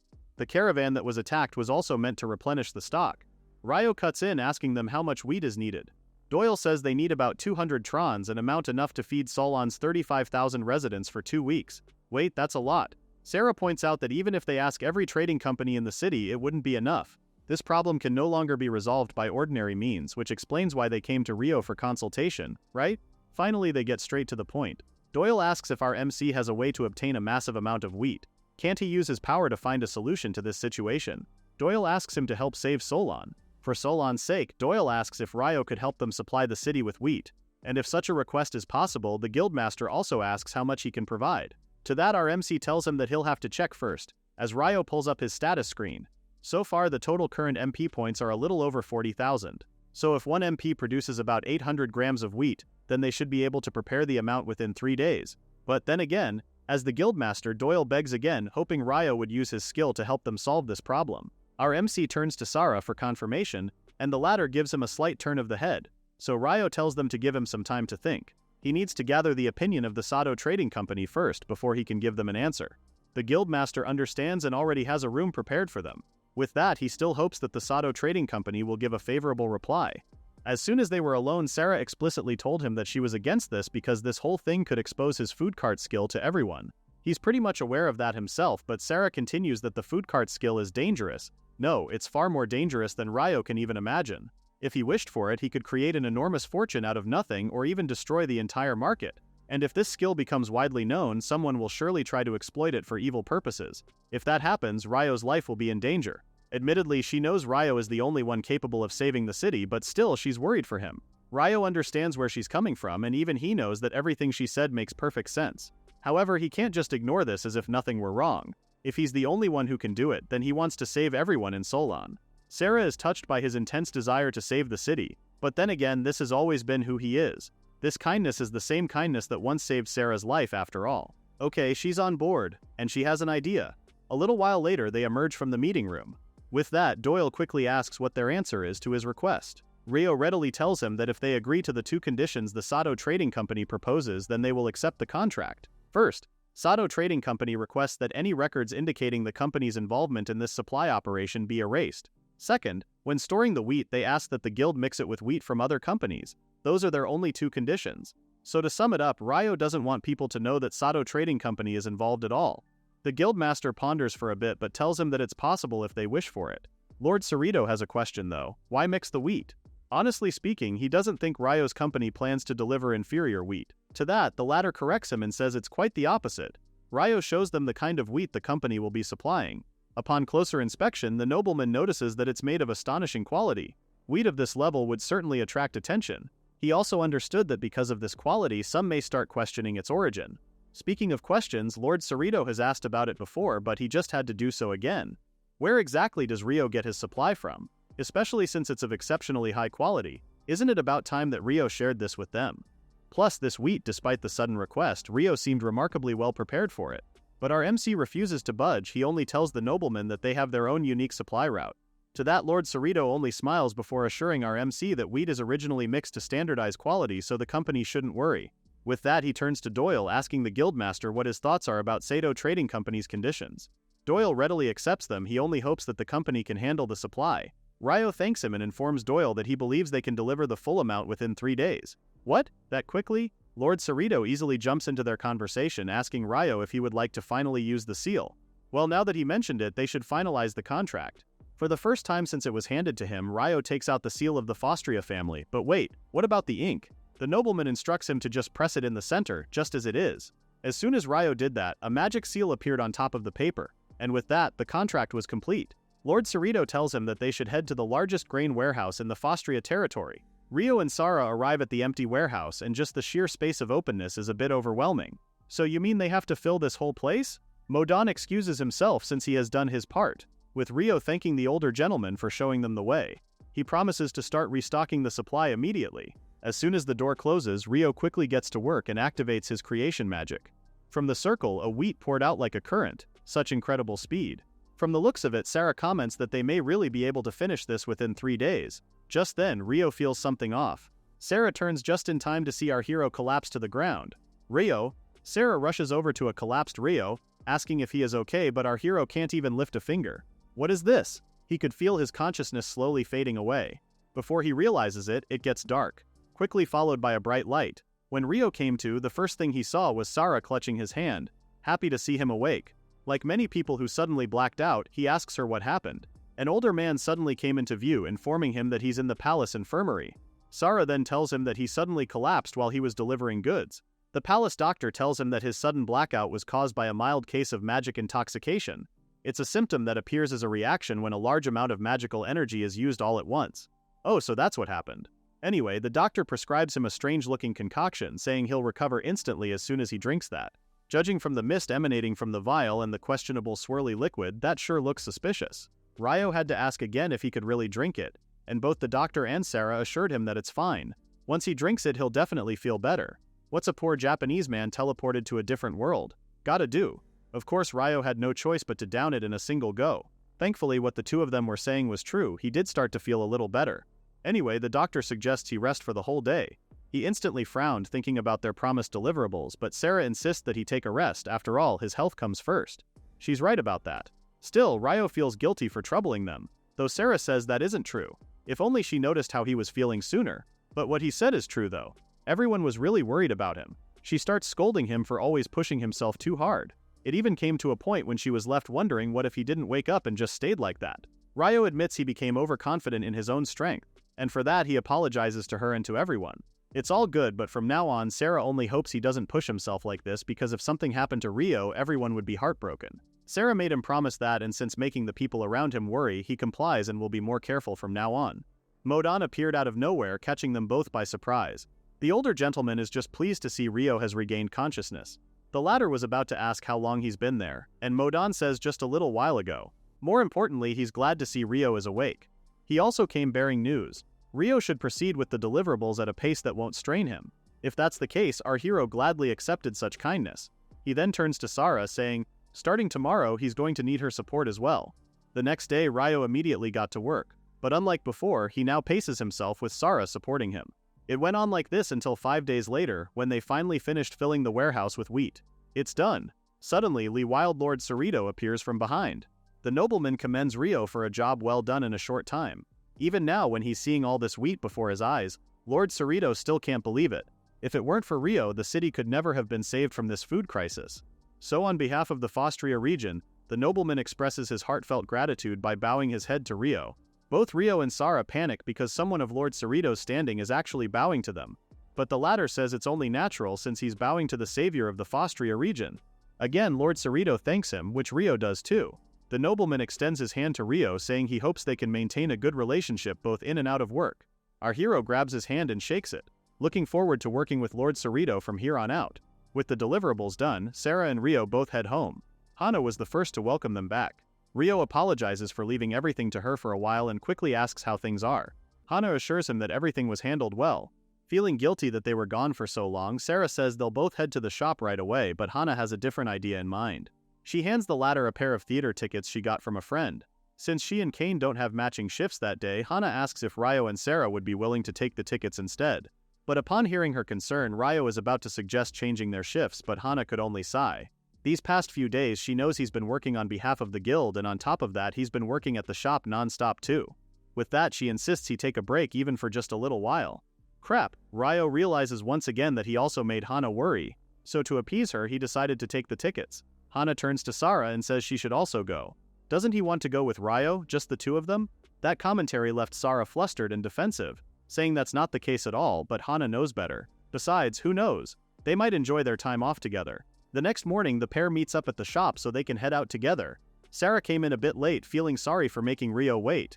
She didn't expect that it would take her a bit longer to get dressed for today. It's worth it though, since Rio compliments her on how the dress really suits her. She thanks him, and with that they finally head out for their well-deserved day off at the theater. On the way, Sarah can't help but gush about her excitement over this. It's been so long since she last watched a play, after all. Rio asks if she likes theater, and the latter replies that she loves it a lot. When she was still living in the village, traveling theater troupes would come sometimes, and as a kid she always waited for them eagerly. She then asks Rio if he watches plays often. Rio ponders for a bit, admitting that he doesn't. In fact, he thinks he hasn't seen a play since he was a child. Sarah's eyes widen in shock, prompting Rio to ask if it really was that weird. As a theater enthusiast, Sarah points out that he's missing out on a lot of life's enjoyment if he doesn't watch theater. Her eyes sparkle as she talks about the troupe they're about to see. They're amateurs, but they're pretty well known. Plus, this is her first time watching them too, which makes her pretty excited. Heh, so that troupe is that popular, huh? Hearing Sarah say that is enough to make him excited too. Just then they spot the theater. From the looks of it, a lot of people have already arrived. Surprisingly, she didn't know the theater was this close to them. Sarah's eyes twinkle. She starts to rush over there, eager to get good seats, so Rio has no choice but to hurry as well. Thankfully, they found some decent seats where the view looks good once they're inside. Their butts had barely touched the seats when Sarah went off about how this play seems to be about forbidden love between two rival noble families, which is pretty similar to Romeo and Juliet. How painful, right? Rio just quietly listened as she rambled on, but since it's about to start soon, even he's starting to get excited. Fast forward to the middle of the play. The female lead laments about how, despite their fateful encounter, fate is so cruel. At the mention of that, it makes Rio think about how if he hadn't met Sarah back then, what would his life be like right now? Maybe he wouldn't have met his current companions, or even Lord Cerrito. Back to the play, the female lead cries out to her lover, Leonardo. The latter walks away from her, apologizing because he couldn't see her anymore, as he couldn't go against his family. While watching the scene, Rio thinks that maybe fate really does exist. Sarah notices that he seems to be zoning out, so she calls him out. Why is he so distracted? They're at the best part right now. With that, he apologizes and turns his attention back to the play, but before that he points out her hand clutching his elbow. Sarah has never moved that fast in her life, her hands flying back to her because, promise, she didn't mean to do that. Soon the show wrapped up, and as soon as the curtain closed, Sarah bawled her eyes out. She keeps crying over the male lead, Leonardo. Rio also never imagined the story would end like this. While Sarah continues to lament how Leonardo chased after his lover and threw himself after her, suddenly she turns to Rio, demanding that they're going to talk about their opinions after all this, right? Well, if they were going to do that, Rio suggests they grab something to eat before they head back. Outside the city square, Sarah noticed something. Someone's carrying a Solon burger bag. Looking at it just makes Rio realize how moments like this really make him feel glad that he opened the shop. Sarah agrees. For her, it makes her feel more motivated to work hard. It really makes him feel like he has become a true resident of Solon. Plus, the reason he has come this far is that he met Sarah. She's taken aback by the sudden deep talk, so Rio admits that he was thinking about that while watching the play earlier. To him, it felt like it wasn't just a simple coincidence. To that, Sarah answers that even if it was just a coincidence, she promises to always stay by Ryo's side. That fact will never change. He smiles, and with that he suggests they start their discussion about today's impression, getting Sarah all excited for their drinking session later on. After their day off, Rio and Sarah went back to work the very next day. Now Rio is busy serving orders to their customers. Hana came in just in time to inform him that it's almost break time. He tells her to make it their lunch break. They eat together, and while doing so, Sarah goes on about how hamburgers are always delicious no matter how many times you eat them. Rio had to ask if she's okay because isn't she eating a little too much? Sarah replies that strangely enough, no matter how much she eats, she never gains weight. Sarah is living our dream. Even Rio comments on how he wishes he could say something like that. Hana, on the other hand, shares how she feels her pants have gotten much tighter lately. Rio had to explain to them that potatoes are basically pure carbohydrates, so you have to be careful with them. At that, both ladies stopped and looked at him.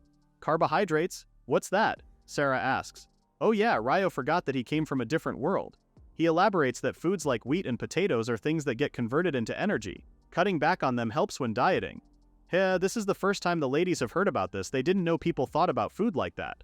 Just then Alan appears, apologizing for disturbing Rio during his break. As always, Rio gets up and asks what happened, concerned about the shop.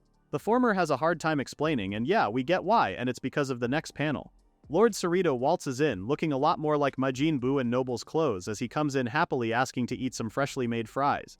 Everyone's mouths hang open upon seeing the nobleman, because not to body shame or anything, but how did he blow up like this? Rio had to ask if he really was Lord Cerrito, and the latter proclaims that it's really him. To that, Mondo steps in, distressed as he admits that he can't overlook this anymore. What should they do about Lord Cerrito Gay even Modon? Lord Cerrito is too shocked by the older man's honesty. So yeah, the thing is, Lord Cerrito ate too many fries and burgers, which led to his sudden weight gain. I mean, how can he not? It turns out Lord Cerrito had burgers and fries as snacks or little treats before bed. Mondo admits his mistake is that whenever he saw the young lord enjoying his food, he couldn't bring himself to stop him. Well, now that Ryo realizes it, Mondon has been coming to the shop to buy those every day lately, huh? The older man can't help but weep because at this rate the young lord's current physique could affect his duties as a ruler. Obviously, this is a pretty serious matter. Ryo decided that he'd do his best to help. The words have merely gone out of his mouth when Mondo grabs both of his hands and thanks him. This is a lifesaver, especially since they were just talking about dieting earlier.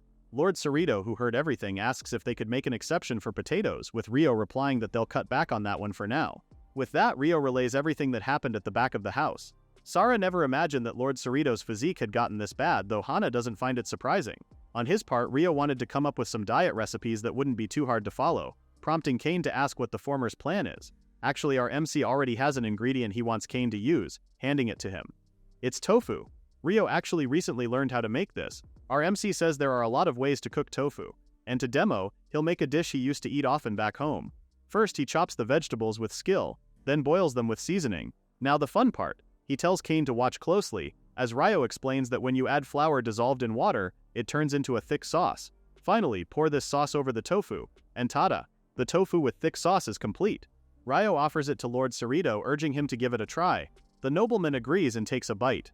To his shock, this tofu with thick sauce is really delicious. The flavor is light, but the thick sauce coats the tofu with a rich taste. Of course, we all expected Sarah to be munching on the dish. She's going at it, excited about how tasty and healthy this dish is. This one would also definitely succeed commercially. Ryo tells them that even he managed to lose weight thanks to tofu. Lord Cerrito thanks him because with this he believes he can endure staying away from potatoes. Ryo is happy to hear that. In the meantime, he'll prepare some other recipes and give them to the nobleman later. Just then, Mondo calls for Lord Cerrito's attention. Looking worried, he hands the young lord a letter containing an urgent report that came from the Merchants Guild. Lord Cerrito opens the letter, and as soon as he stops reading, he looks distressed. He turns to Ryo, saying he has a sudden request, and it's a mission that only the Sato Trading Company can be relied on for. He wants them to save a village. Huh? Save a village? What does he mean by that? Lord Cerrito tells him that he wants Ryo to provide the village with food aid. Specifically, My Village. Upon hearing that, Sarah reacts because her sister lives in My Village. Lord Cerrito doesn't know that, but there's actually one more important concern. A rain dragon has settled near the village.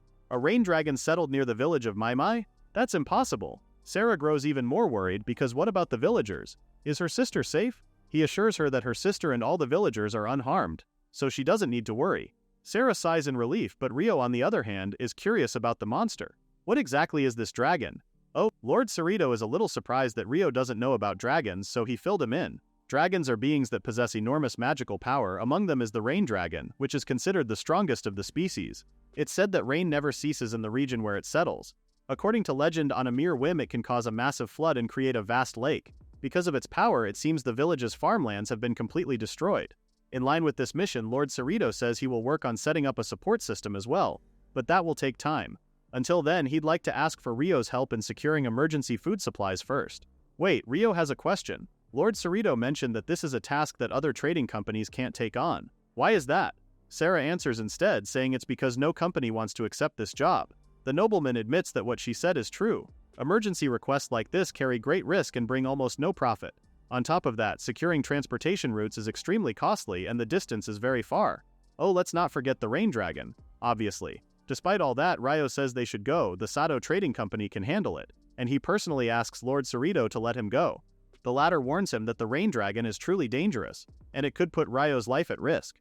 Even so, will he accept the mission? Our MC is confident that he can accomplish it. Besides, he has no reason to refuse because this is for Sara's sake too. The nobleman smiles, commending him for always taking on the extraordinary with astonishing confidence. All right, Lord Cerrito will provide him with all the support he can give. They shake hands, and in this matter the nobleman leaves it all in Ryo's hands. Ryo quickly relays the situation to his staff, apologizing to Hana that they'll be away again for a while. The others didn't have any qualms about it, given how it was a direct request from Lord Cerrito himself. However, Hana admits that she didn't expect a dragon to be involved in the issue. But more importantly, she asks what will happen to the shop while Ryo and Sarah are gone. Now that she brought it up, Ryo says he'd like to temporarily entrust the shop's management to Hana's capable hands, much to her shock. Ryo tells the latter how she is always keeping a close eye on everyone, thanks to her skills. Sarah also trusts Hana completely when it comes to managing accounts. Kane adds that he'll also do his best to support his wife.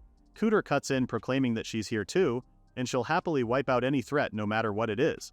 Okay, that was awkward. She reverts to her shy self, apologizing for going overboard again. Rio says it's fine since they will also be counting on her too. Hana assures them that they'll be fine, just leave the shop to them. Rio thanks her, and with that he heads out with Sarah. But first they do a little shopping. After they've put away the crates, Sarah suggests they review everything given how the rendezvous is at dawn. But looking at all the materials they bought, these are cooking tools and tableware for the villagers. On the other side, they have clothes and daily necessities as well as medicinal herbs and camping equipment. Sarah wonders if they could really carry all of this. But to Rio, of course, it's no problem. He uses his storage magic to what else? Store all of the materials in it. Sarah has seen that before, but looking at it now, she's surprised how everything really fits inside. Personally speaking, Ro also doesn't know the limits of his ability anymore. What he does know is that it seems his food cart skill has leveled up quite a bit. They don't even need to buy a tent anymore. With a wave of his hand, Ryo turned the cart into a tent, thanks to form change. Sarah quickly peeks inside and oh my gosh, this is quite an unbelievably luxurious tent they got here. Ryo adds that what makes it even better is that it's also infused with magic. With this, he believes their journey will be safe.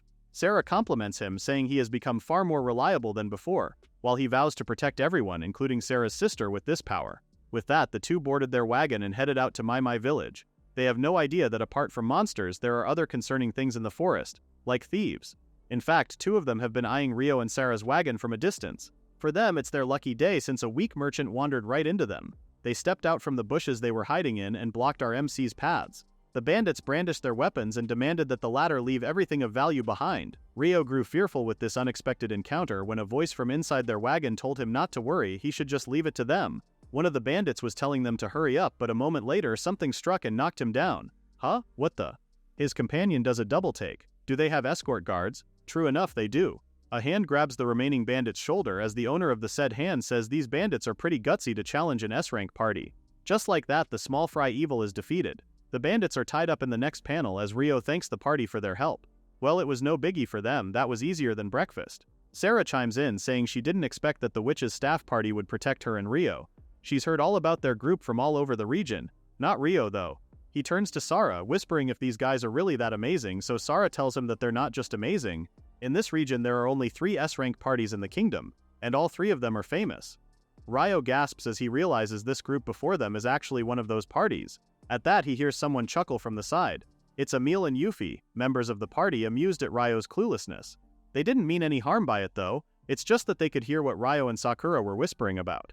Their leader Lun sits right next to another member, Damien. Lun knows that Ryo is from a distant land, so it's only natural for him to be unfamiliar with the witch's staff. On the other hand, Lund and the others have actually heard a lot about the famed Sato Trading Company. Word on the street is that the company is the rising star Solon is counting on. This is the first time Ryo has ever heard of that. Honestly speaking, Lund finds that hard to believe, but after seeing the enormous toolbox he's convinced. After all, it's a skill that every adventurer dreams of. Yuffie adds that toolboxes themselves are pretty rare enough as it is, but Ryo's toolbox is on another level. What's more, she could tell that the tent is enchanted with powerful enhancement magic. Whoa, just hearing all that makes Damien praise Rio even more. Anyway, Lund suggests they continue tomorrow and rest for today since it's already dark out. Ryo feels thankful for their group's help, so as a token of appreciation he asks them to let him treat the party to dinner at his restaurant tonight. Oh, that piques Lund's interest. The group is about to experience a life-changing event. As usual, Ryo serves them his signature dish and urges them to try the hamburger. Emil and Yuffie each take a piece and look at the burger curiously. They've heard rumors of this so-called burger before, while Emil is impressed by how fresh food can actually be stored. Lund opens his mouth wide and takes a big bite along with the others. As usual, the foursome is shocked by how good it tastes. Like many others, they couldn't believe how the meat was overflowing with juice and how the ingredients blended perfectly. Damien even went as far as to say that even in the capital it's rare to find food this good. Lund is already looking forward to the next serving, asking if there are more burgers. Emil also jumps in saying she wants some more as well. Ryo assures the group that there's plenty more where that came from, so there's no need to rush. Now that Lund got a taste of Ryo's burger, it's no wonder that they call the latter a rising star given his skill and reputation. Now he understands why the regional governor acknowledged Ryo. With that said, the leader quickly asks our MC if he would like to join the witch's staff. Lund is pretty confident Ryo is well suited to the adventurer profession. That invitation made our hero spit his drink out because what do you mean, he's suited for the adventurer profession? What part of Ryo's body screams that? Ryo can only tell the other man not to joke like that. leaving Lund a little disappointed at the abrupt rejection of his invitation. Several days later, at last, they finally got out of the forest and were nearing Maimai village. As soon as they reached the town proper, they looked for a place to stay for the night, with the intention of planning tomorrow. Sarah notices how the weather has gotten worse, with Lund saying that it must be due to the influence of the rain dragon. Sarah only hopes that her sister is safe when suddenly they hear a crashing sound. What was that? From ahead they see people clamoring about with voices warning the others to get back since it's dangerous. Then they finally see the cause of all the ruckus. The bridge has collapsed. At the other side of the village, some of the farmers look out at the fields depressed because it looks like the rain isn't going to stop. The other one laments how his fields have been completely ruined because of this rain. Speaking of ruin, Sarah notes how the bridge leading to the village was destroyed by the rain. Looking at it right now, she has no idea when aid from Solon will arrive. The others are also distressed because what are they supposed to do right now? Just then they see a carriage approaching from a distance. It soon stopped, and Sarah dashed toward it as soon as she saw her big sister. The carriage took them to a certain mansion within the village. There they meet Justin, the governor of Maimai village, and his wife Luna, who is also Sarah's big sister. Justin shakes Rio's hand, thankful for making the trip all the way to their village. The former admits that if things continued like this, they have no idea what the village would become. Rio introduces himself as the president of Sato Trading Company, and adds that he personally asked Sarah to be the vice president of the company. Justin chuckles in relief because he never expected his wife's younger sister to come and save them. Sarah, on the other hand, is busy with her older sister. She's relieved to see Luna is safe. Luna also feels the same, seeing how her sister and the others are finally here. But wait, they heard that the bridge collapsed, so how did Sarah and the others make it to the other side safely? Well, to answer that, let's wind it back to a few more panels. So the bridge collapsed, right? This time it's Yuffie who stepped up, saying she'll fix it. She puts a seed on the ground and starts chanting. As soon as she did, the seed sprouted, and out came large vines that reached out to the other side, thus making a new bridge. Rio relays the story to Luna, impressed by the unbelievable power of magic. Lund explains that they were summoned to the village because they can use magic related to engineering and construction. So when it comes to the reconstruction of the village, just leave it to them. Emile, on the other hand, says she specializes in combat. Well, that's nice to hear and all, seeing how they look reliable, but she informs them that the village's situation isn't very good. Right now, most of Maimai village's fields are flooded and completely destroyed. Some houses in the lower areas have already submerged. Lund already saw the condition of the houses in the village when they arrived. Despite their conditions, he's confident that they can fix everything in 3 days. In just 3 days? Justin couldn't believe his ears. Damien says that for them, that's about the reasonable limit. Anyway, Lund says they'll start work tomorrow so Justin can rest easy. If that's the case, then the governor leaves reconstruction in their capable hands.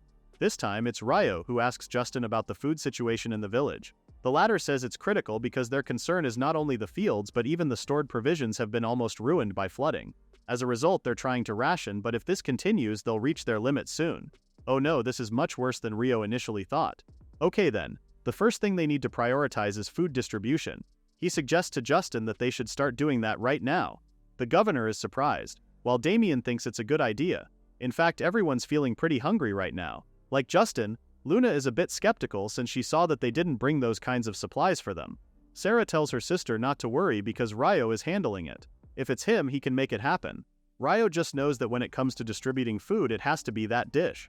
Soon enough, he tells everyone to line up for the food. The villagers got a taste of his soup and found that it was very delicious. It's like the soup itself warms the very depths of your body. Of course it is. The dish prepared by the Sato Trading Company is none other than pork soup. This time it's Rio's turn to help out as he starts serving the pork soup for everyone. The villagers have non-stop praise when they slurp his soup, noting how the miso goes perfectly with the spices and meat. An older man even wonders how it feels so comforting, even though this is his first time eating it. It's truly such a delicious meal. The older man asks if he could have another bowl, and a few voices follow along for a second serving. Rio tells them there's plenty more to give and urges them to line up in an orderly manner. Luna notices how the crowds are gathering at the food cart, noting how Ria's won over everyone's hearts, no stomachs, from the very first meal. It's been so long since she has seen everyone this lively. Even Justin says that everyone's energy has returned thanks to Rio. Now they have fuel to work on rebuilding the village. A little girl suddenly springs up, calling Rio uncle and asking for another bowl of soup. Uncle? Who is she calling uncle? That hit a nerve, but Rio just smiles along. Since they're done feeding the village, Rio and Emile head out to feed the other villagers who are busy fixing the houses. Along the way, the former asks if it's really okay for him to help out, to which Emile reveals that they were originally a combat force. But this time, what she and Yuki will do is help as a supply team. Soon they find a few villagers crowding ahead of them. At the front, Rio sees Lund and watches how the latter puts his hand in the ground and creates a crater. Huh, what was that? Rio couldn't believe what he just saw. Meanwhile, Lund and Damien are pretty casual about it, thanking Rio for the food. Our MC hands the leader the supplies, asking what just happened. Lund tells him that he can control soil and rocks. He created that crater, thinking of using it as a water reservoir here. Speaking of water, Damien conjures water out of thin air and pours it all over the crater Lund just made. Voila, water reservoir done. With that finished, Lund and Damien walk away to head to the next location. Looking at their retreating backs, Rio wonders if what they just did is possible for any human. Just then he sees Yuffie too. Great timing because she's about to fix the roof of the house over there. Wait, the roof? Before Rio could question how, Emil tells him to just see it for himself. Yuffie starts chanting again, and a second later vines of every size sprout out of the roof. A second later they're all gone, and the roof is all fixed. As it turns out, Yuffie made the roof's wood grow and repaired it. Wow, so is this the power of an S-rank adventurer? They can even apply skills to the elements. Rio returns to the cart and sees that they finished distributing today's rations and thanks Emil for her help. With his work done, his mind keeps going back to how everyone's skills are pretty amazing. As for him, he didn't contribute much to the construction itself and feels a little deflated since it's obvious that he can't keep up with them. Just then he hears someone call him uncle. It's the kid from before. The girl's mother finally catches up to her, apologizing to Rio since her daughter insisted on coming after him. Since they're there already, Rio asks if there's a problem. The girl Claire only has this to say to him. "Thank you, uncle." She goes on about how his bread was really delicious and that she has never eaten bread that soft before. She tells him how everyone is grateful to him because they've never eaten food this delicious before. Hearing her appreciate his food so much uplifts Rio's spirit. He thanks Claire and tells her that he'll cook again tonight so she should look forward to it. Upon hearing that, she beams. Right, this is no time to compare his skills. He has to do what he can do. 3 days later, Witch's staff managed to repair most of the village. They have also taken measures against flooding so things are temporarily safe. Since renovation is done, Lund says they'll head into the forest to investigate the rain dragon. With that said, they'll leave the village in Rio's care for now. Our MC says he'll cover for them. Lund adds that the chances of the dragon being near the village are low based on the weather conditions. If they find any traces of the dragon, they'll make sure to return immediately and inform them. With that, they're off. The villagers even see them off, and the adventurer's wagon finally leaves. Little did they know, the dragon was just near the village and watching them closely. It's been 3 days since the witch's staff set out on its investigation mission. Although he came to help out with the food situation, Rio has been all around helping the villagers whenever he can. Right now he's doing cleanup and Justin thanks him for his efforts, knowing the former is busy enough as he is with food preparation. Suddenly a group of children crowds around Rio demanding to both play with them and feed them. He can only laugh, seeing how the kids have completely grown attached to him. Let's see, since the weather is pretty clear today, he suggests they all cook outside. The children cheer, happy to do something different. Our hero goes on about how, back in his hometown, there's a dish they always make at a time like this. This piqued the children's interest, and they asked Rio what it was. Well, they'll find out once it's done. But for now, he urges everyone to follow along. First, they cut the vegetables and meat into suitable pieces. Then they stir-fry all the ingredients together. Once they're cooked, Rio lets them simmer over low heat. Looking at what he's cooking, one of the kids comments how it's not that different from the pork soup from before. To that, Rio answers that the important part starts here, procuring a familiar chunk of brown item, saying they will add that to the dish. The kids gather around it, curious and a little wary. To them it looks like dirt. Can they really eat this? Rio tells them that it's not dirt and they just need to wait and see. Soon enough, Rio drops the curry cubes into the simmering pot, and the kids can see that it changes color. Not only that, but it smells amazing too. The smell itself is making their stomachs growl. He tells them to wait and be patient since it will take a little longer. Thankfully, the kids easily agreed and didn't kick up a fuss. Soon enough, some of the villagers start appearing, noting the delicious smell wafting from what Rio is cooking. Even Sarah is already drooling, excited for the food. She just knows it will be delicious based on the smell alone. More and more villagers have appeared. Rio tells them they made a lot and to look forward to it. Well, since everyone is waiting, Sarah suggests they read a story until it's done. Sarah and the kids sit together as she begins reading the story. Long ago, an old man and an old woman lived together. The old man went to gather firewood, and the old woman went to the river to wash clothes. Suddenly, the current carried along a gigantic orange. Wait a minute, Rio finds this story awfully familiar. Sarah continues her story, saying that the old woman brought the orange home and cut it open. Suddenly, a boy came out of it.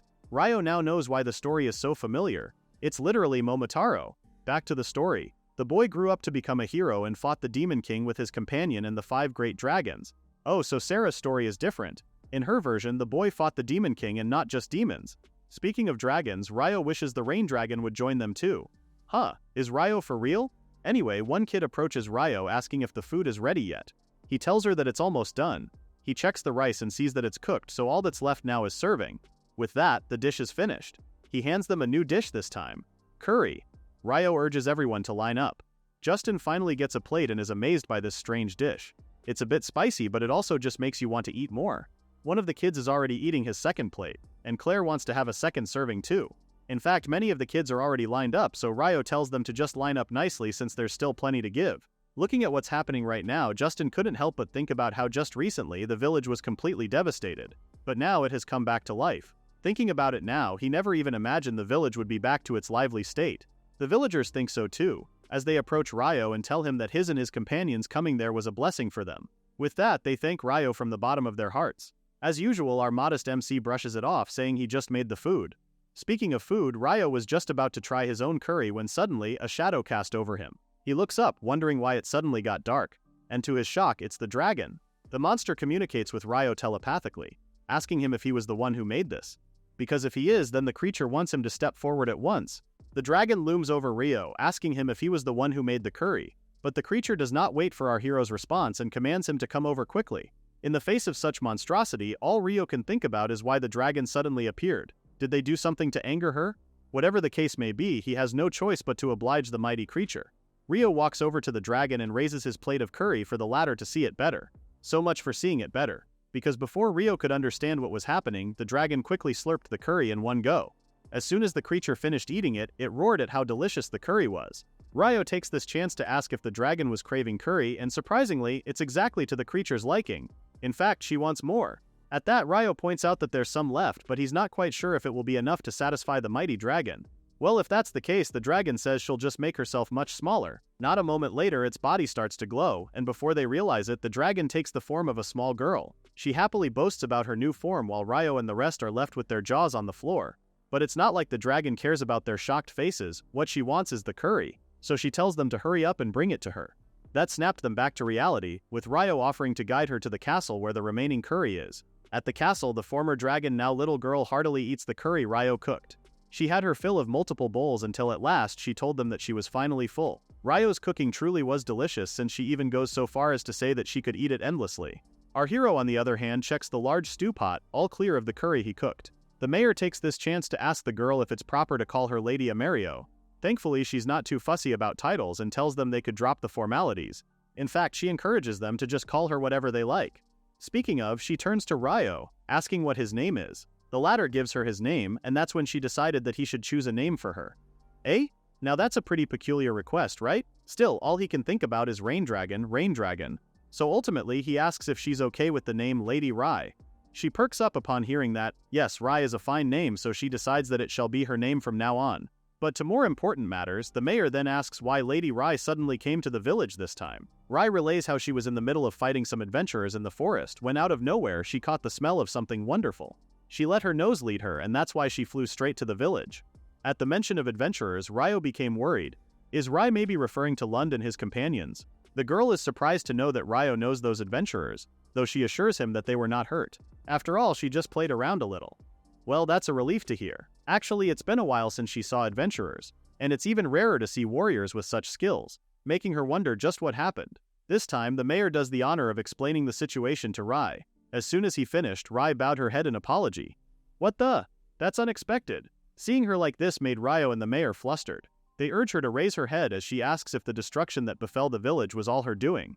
As much as it pains the mayor to say this, he tells her that it is true. However, Rai admits that she never intended to cause harm and that, given the vastness of this forest, no harm would happen. But she's also aware that in her current form, her power makes rain fall unconsciously, and its effects spread farther than she can properly keep track of.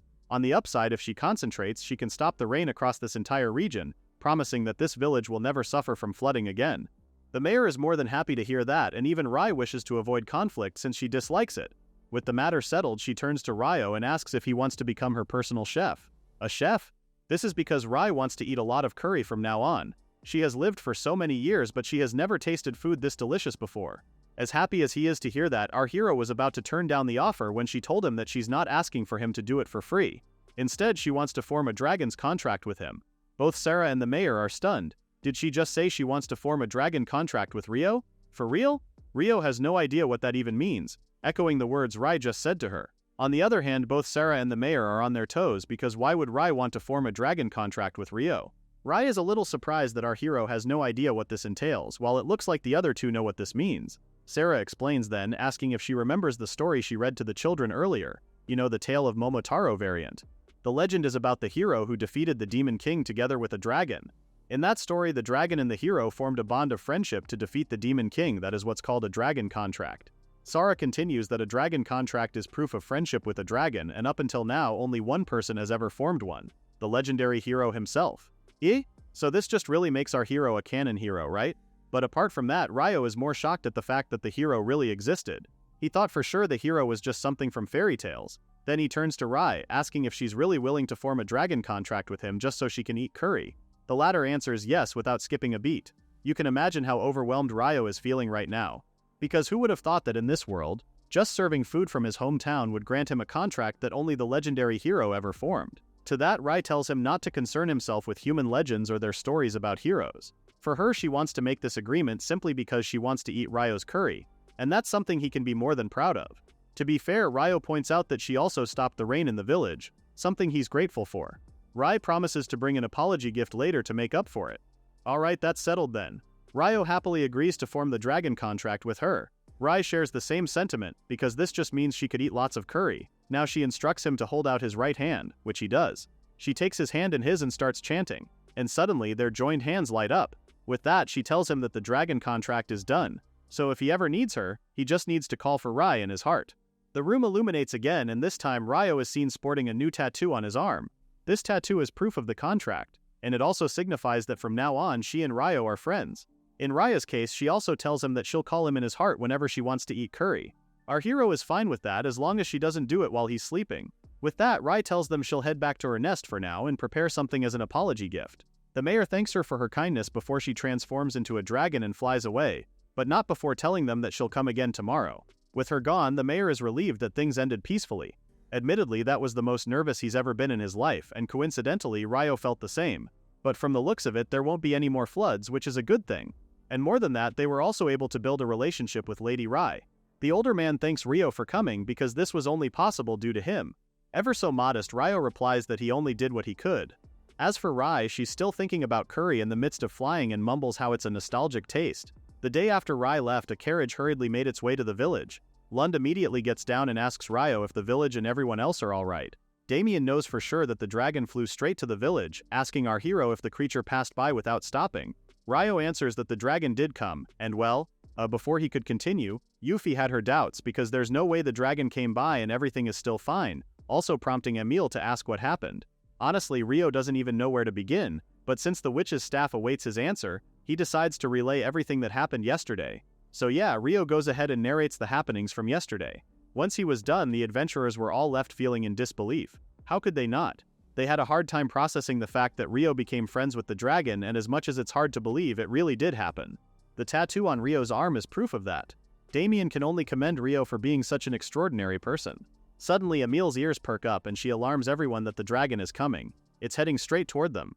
The adventurers hurried to make their way outside, just in time for Ryo to land. Lund and his crew eye the dragon warily, while Ryo tries to explain the reason for the dragon's return. But when Ryo saw them, she remembered they were the adventurers she played with last time. She transformed into a little girl, apologizing for what happened that day. As an apology, she came bearing gifts. The shock on Lund's face was priceless. So Ryo dumps her gifts at their feet, urging them to take whatever they like. There's a treasure chest, a sword, a crown, and curious knickknacks on the pile. This is actually her treasured collection that she's very proud of. Ryo leans over and checks the items, wondering if there's anything in there that they could sell for a good price. On the other hand, there's Lund and Damien, who are still caught up with Rai's transformation. They still can't believe this little girl before them is the rain dragon, and she's terrifyingly strong too. Back to Rai, she starts rummaging through her pile, excited to show this one thing, which she thinks is the coolest. Ryo frowns as soon as she pulls a katana out of the pile. According to her, this was the sword used by the hero they mentioned. Our hero, on the other hand, takes the katana in his hands. He just knows this is a Japanese sword. But before he could entertain some other thoughts, the mayor walked in, shocked, and asked if the hero's sword was real. Rai assures him that it's real. She received it herself. Personally, she would be much happier if someone else carried it rather than just staying with her. Ryo is still quiet, wondering if this is all just a coincidence or not. Ryo notices his silence just as the mayor approaches our hero, telling him that they can't turn something this valuable into money. so Ryo asks if Rai has anything that can be exchanged for cash. Oh, did they say money? Well, if that's the case, she hands them a diamond the size of a stone. Isn't it shining and sparkly? Sarah is quick to step up, asking if she could inspect it. According to her expert eyes, it's the real deal. This is a raw diamond. At this size, it's at least worth several 100 million krona. Rai is happy to hear that and urges them to just take whatever they like. Mayor Justin thanks Rai for gifting them 2 priceless treasures, and she's happy they liked them given how much trouble she caused. While everyone else was busy conversing, Rai asked Ryo if they could talk alone for a bit. They head outside where a nice breeze is blowing. Ryo tells her then that there's something he's been meaning to ask her, prompting the latter to turn and ask what. Ryo asks what kind of person the hero who wielded the sword is. She had a hunch that that's what was on his mind. But before she answers, she asks something too. The curry dish Ryo cooked before, did he invent it? Our hero explains that it's actually a dish from his homeland. Homeland, huh? Rai finds that strange. She has lived for a very long time and she knows almost everything in this world, yet she has never heard of curry before. Ryo was ready to explain, but Ri cut him off, saying she was just kidding. Honestly speaking, she was actually lying too. The truth is, she actually knows curry, then asks Ryo if he came from another world. Ryo, you came from another world, didn't you? Ryo asks up front. Our hero was so dumbstruck by such a question that he turned away, asking what she was talking about. Him? From another world? Come on. But in his mind, given Ryo's terrifying power and the fact that she knows curry, then maybe she really is a hero. Sensing his reluctance, reassures him that she's not going to eat him or anything of the sort. If that's the case, then yes, Ryo admits that he indeed came from another world. She asks about the place where he came from, so Ryo obliges her, sharing that it's a place called Japan, on a planet named Earth. He'd like to explain more, but he doubts she'd understand. For Rai, it doesn't matter because knowing this piece of information just confirms that Ryo and the hero came from the same world. That person, the hero, told Rai many years ago that he came from another world, a country called Japan. Ryo is astonished to learn of this, while she continues how the hero went by the name Sky, but his real name was actually Sora.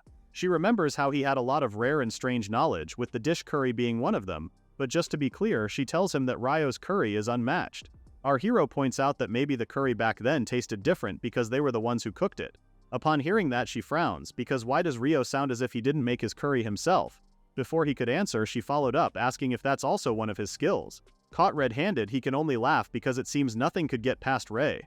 Since they're already at it, Ryo decides to divulge his secrets. Upon hearing it, even Ray herself is impressed at his unique skill, allowing him to produce food from nothing. It completely surpasses the laws of this world. But then again, it also explains why Ryo's cooking is so delicious. In all honesty, she never expected to see a skill of this level again. Wait, did she say again? Ryo says he heard it right. Sky also has a similar skill, but unlike Ryo's, the former skills were dangerous. According to Ryo, once Sky drew his sword, no one could defeat him. Ryo's all too familiar with it. It's the invincible cheat power. Back to Ryo, she laments how Sky is nothing more than a children's fairy tale now. They have no idea of how much of an interesting person he truly was. She remembers the first time she tasted curry, eyes twinkling as she told him how delicious it tasted. Sky tells her that real curry tastes far better than what he cooked. Upon hearing that, Rai wished to try the real deal someday, prompting Sky to tell her that if he ever finds a way to return, he'll make it for her himself. As they sit together, she wants to hear more about his homeland, and the latter laughs, saying they'll be up again late tonight if he does so. Now Rai says there's hardly anyone left who remembers Sky's stories, and it's the one thing that pains her the most. This is precisely why she made a deal with Ryo, because she knows he's also from another world. She thought that if he's from the same homeland as Sky, then he might also do something interesting. Not only that, but she also admits that ever since Sky disappeared, she has felt empty. Speaking of, Ryo asks her if the hero Sky has ever found a way to return to his original world. In a quiet voice, Rai reveals that Sky died in this world. He never found a way to return to his homeland. Ryo looked grim when he heard that, so Rai told him that Sky lived happily in this world. If he wanted to, Ryo could live like that too. Besides, it's not certain that there's no way back. Maybe Sky just didn't find it, but she believes there must be a reason why they both came into this world. Ryo shifts his attention to the village, realizing that life has completely returned there. Rai adds that it's all thanks to the former's skill and knowledge. While they're talking, Sarah, Mayor Justin, and Luna smile at them, carrying the large pot as they go. Seeing their smiles, it makes Ryo think that maybe his role is to spread knowledge here. He may not be able to fight like the hero Sky, but he wants to make everyone smile with his own strength. So basically, he wants to spread culture, right? Rai admits that that's something the hero Sky couldn't do. And that's exactly what Ryo wants to do, to accomplish what the hero couldn't. Rai offers to help him if he wants, but in exchange she wants curry. Our hero can only sigh, because it looks like the Rai won't be giving up curry anytime soon. My village continues to flourish thanks to everyone's combined efforts to renovate it. And now it's one of the most anticipated times of the day, the time to eat. the villagers flock to the city hall, where Ryo and Sara are busy distributing today's food. Some of the children are already on their second bowl asking for a tanjiro refill while Rai demands another plate of curry. After serving everyone, lunch is done. The mayor thanks Ryo for working hard again today. As usual, our hero says it's not really a problem on his side. The older man gives him an update about the ongoing reconstruction work. As of late, everything is progressing at an incredible speed and it seems everyone is working hard thanks to the delicious food Ryo cooks. What's more, the diamond deal Rai arranged for them will also be pushed through. With that, they were able to secure the funds needed for reconstruction, and the village is nearly returned to how it used to be. Sarah is happy to hear such news, commending Mayor Justin for everything he's done. Of course, the mayor does not forget to give credit to Rai's treasures. The latter huffs, proud that her gifts were useful. Actually, Mayor Justin has another request for Rai. Still feeling high, she tells him to say whatever, and that's exactly what Justin says. In celebration of the village's reconstruction, the mayor and everybody else would like to hold a ceremony where the sword is presented by Rai. He believes that if this happens, then it will gain status as a sacred treasure of the village. After all, it will be handed directly by Rai, who traveled with the hero. Oh, that makes sense. She's on board with that. So Rai agrees and promises to do it, instantly lighting up Justin's face. But Ryo had a different picture in mind because that would only mean Justin would kneel and bow too low to her in the process. Will that be really prestigious to look at? Trivial matters aside, Rai is excited, asking when the ceremony will take place. Well, now that she mentions it, Justin actually has another matter he'd like to consult with them. Rai asks if they lack anything, with the mayor explaining that they would like to hold an event alongside the ceremony, something that brings joy to the villagers. Thanks to Rai honoring her promise, the village has returned to normal. However, there are still many people who feel uneasy, which is why they're having a hard time thinking of what they should do to appease those feeling uneasy. Coincidentally, around this time every year, the village holds a festival. This year, they'd like to make it a grand celebration that lifts everyone's spirits. Given that it's the most important festival of the year, they're not quite sure what would be best. Once she heard that, Rai couldn't help but feel guilty because of the trouble she caused. To be fair, the mayor doesn't blame her, though he and the others were hoping she might have a good idea.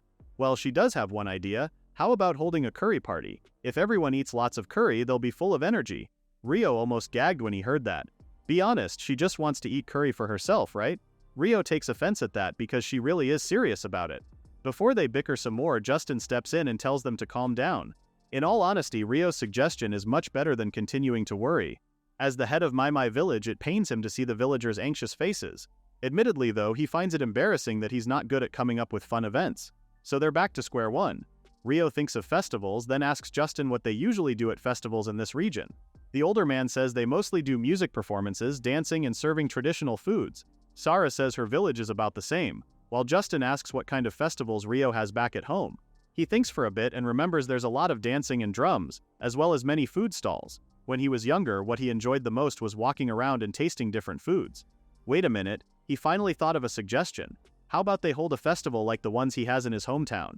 It's called an Anichi festival, a traditional Japanese festival with popular food stalls. So this Anichi festival that Ryo speaks of, what exactly is it?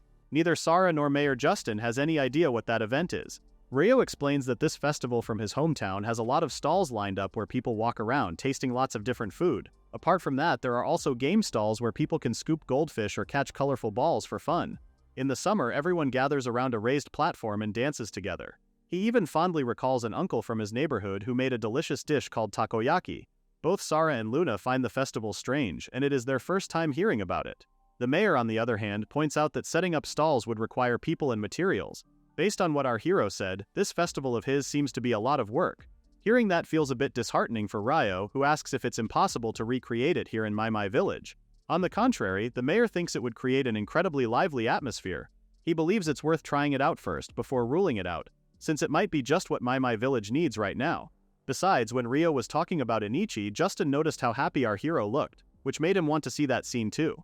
Ryo couldn't be more thankful, so they began to learn more about the details of Ryo's festival. So they begin the roundtable meeting for the planning and explanation of the Anichi festival. Simply put, Ryo explains that Anichi involves setting up various food and game stalls. It will also create job opportunities for the villages and may help with reconstruction. Sara and Luna understand the benefits, but the former can't help but ask if their biggest challenge is preparing stalls and prizes. Ryo volunteers to prepare the stalls and ingredients, but for the prizes that may be too difficult for him. Ryo chimes in, saying she'll take care of it. If they're thinking about games that make children happy, then she already has plenty of ideas in mind. Both Ryo and the mayor eye her warily because really, prizes from Rai? All they could think about was that pile of treasure junk she gave them last time. But just kidding.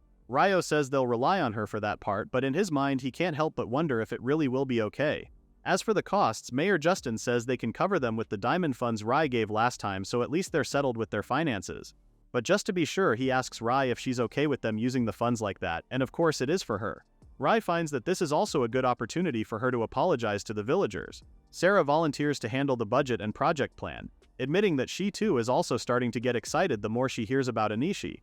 Ryo's more than happy to let her take over on that aspect. Conducting Anishi here may have started as a passing idea, but so far it's coming together smoothly.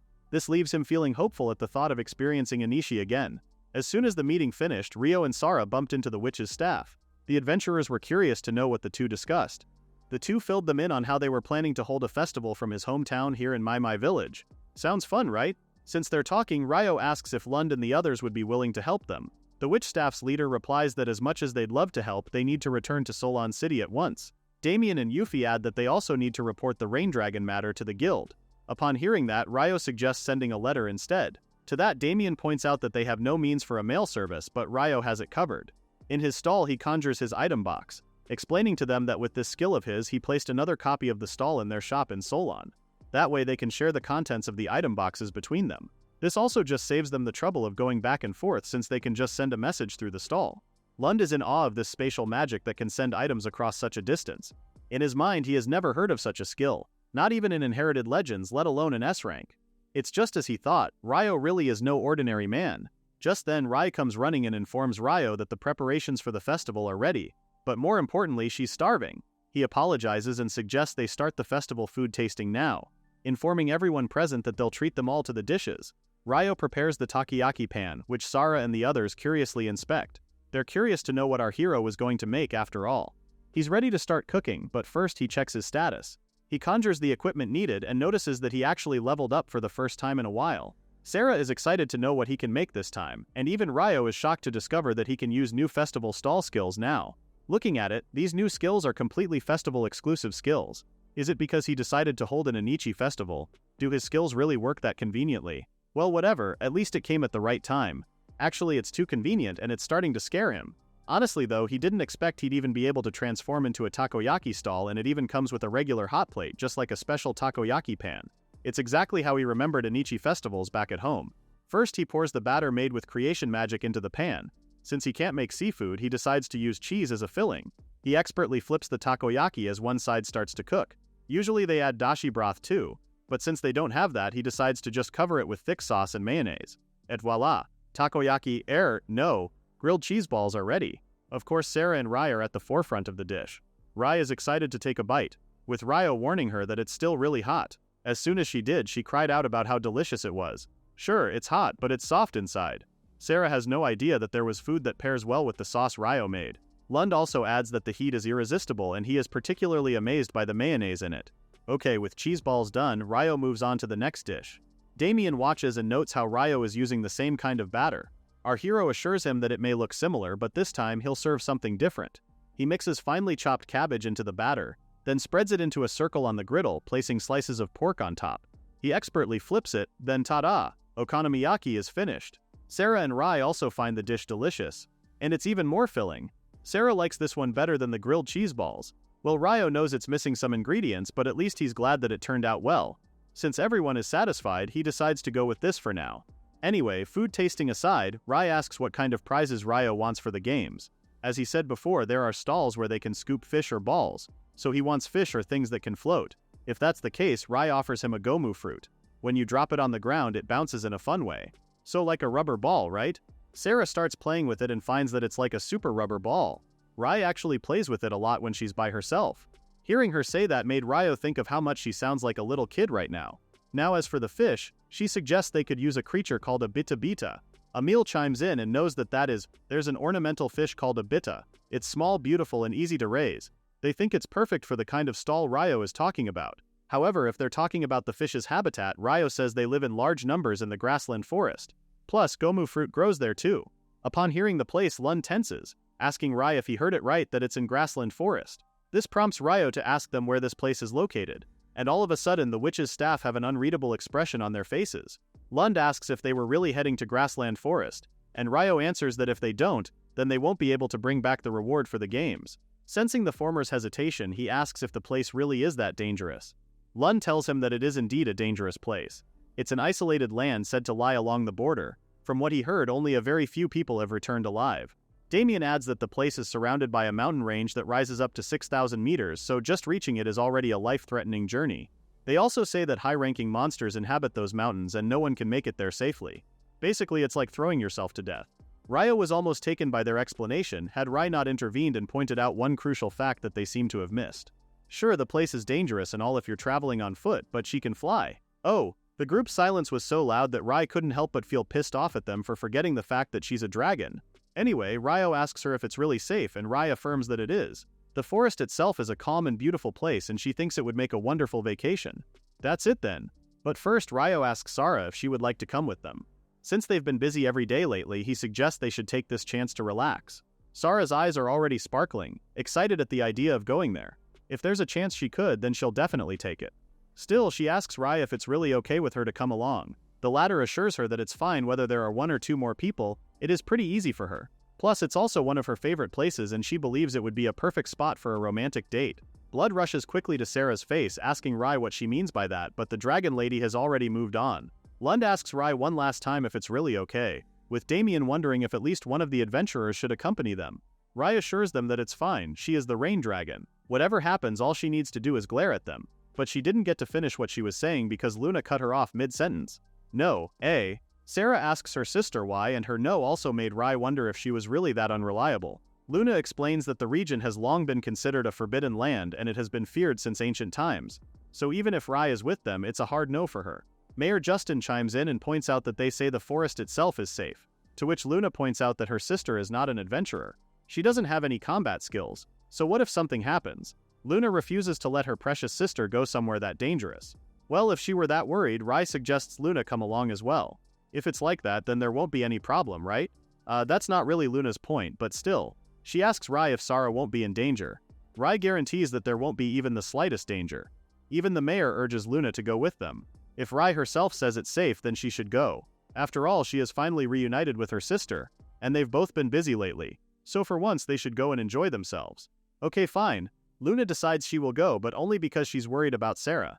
The latter, on the other hand, is reeling because, yay, her sister is coming. So with things finally settled, they're finally going. They'll depart tomorrow morning, so Ryo advises them to pack their luggage. The next morning, Ryo stores their luggage in his item box, and with that, the four of them bid Mayor Justin farewell. Ryo tells them to back away for a bit as she transforms into a dragon. One moment she lights up and the next she's in her majestic form. She instructs them to climb on her back, with Luna and Ryo helping Sarah up. As she gets into position, she comments on how no matter how many times she sees Rai's dragon form, she still finds it breathtaking.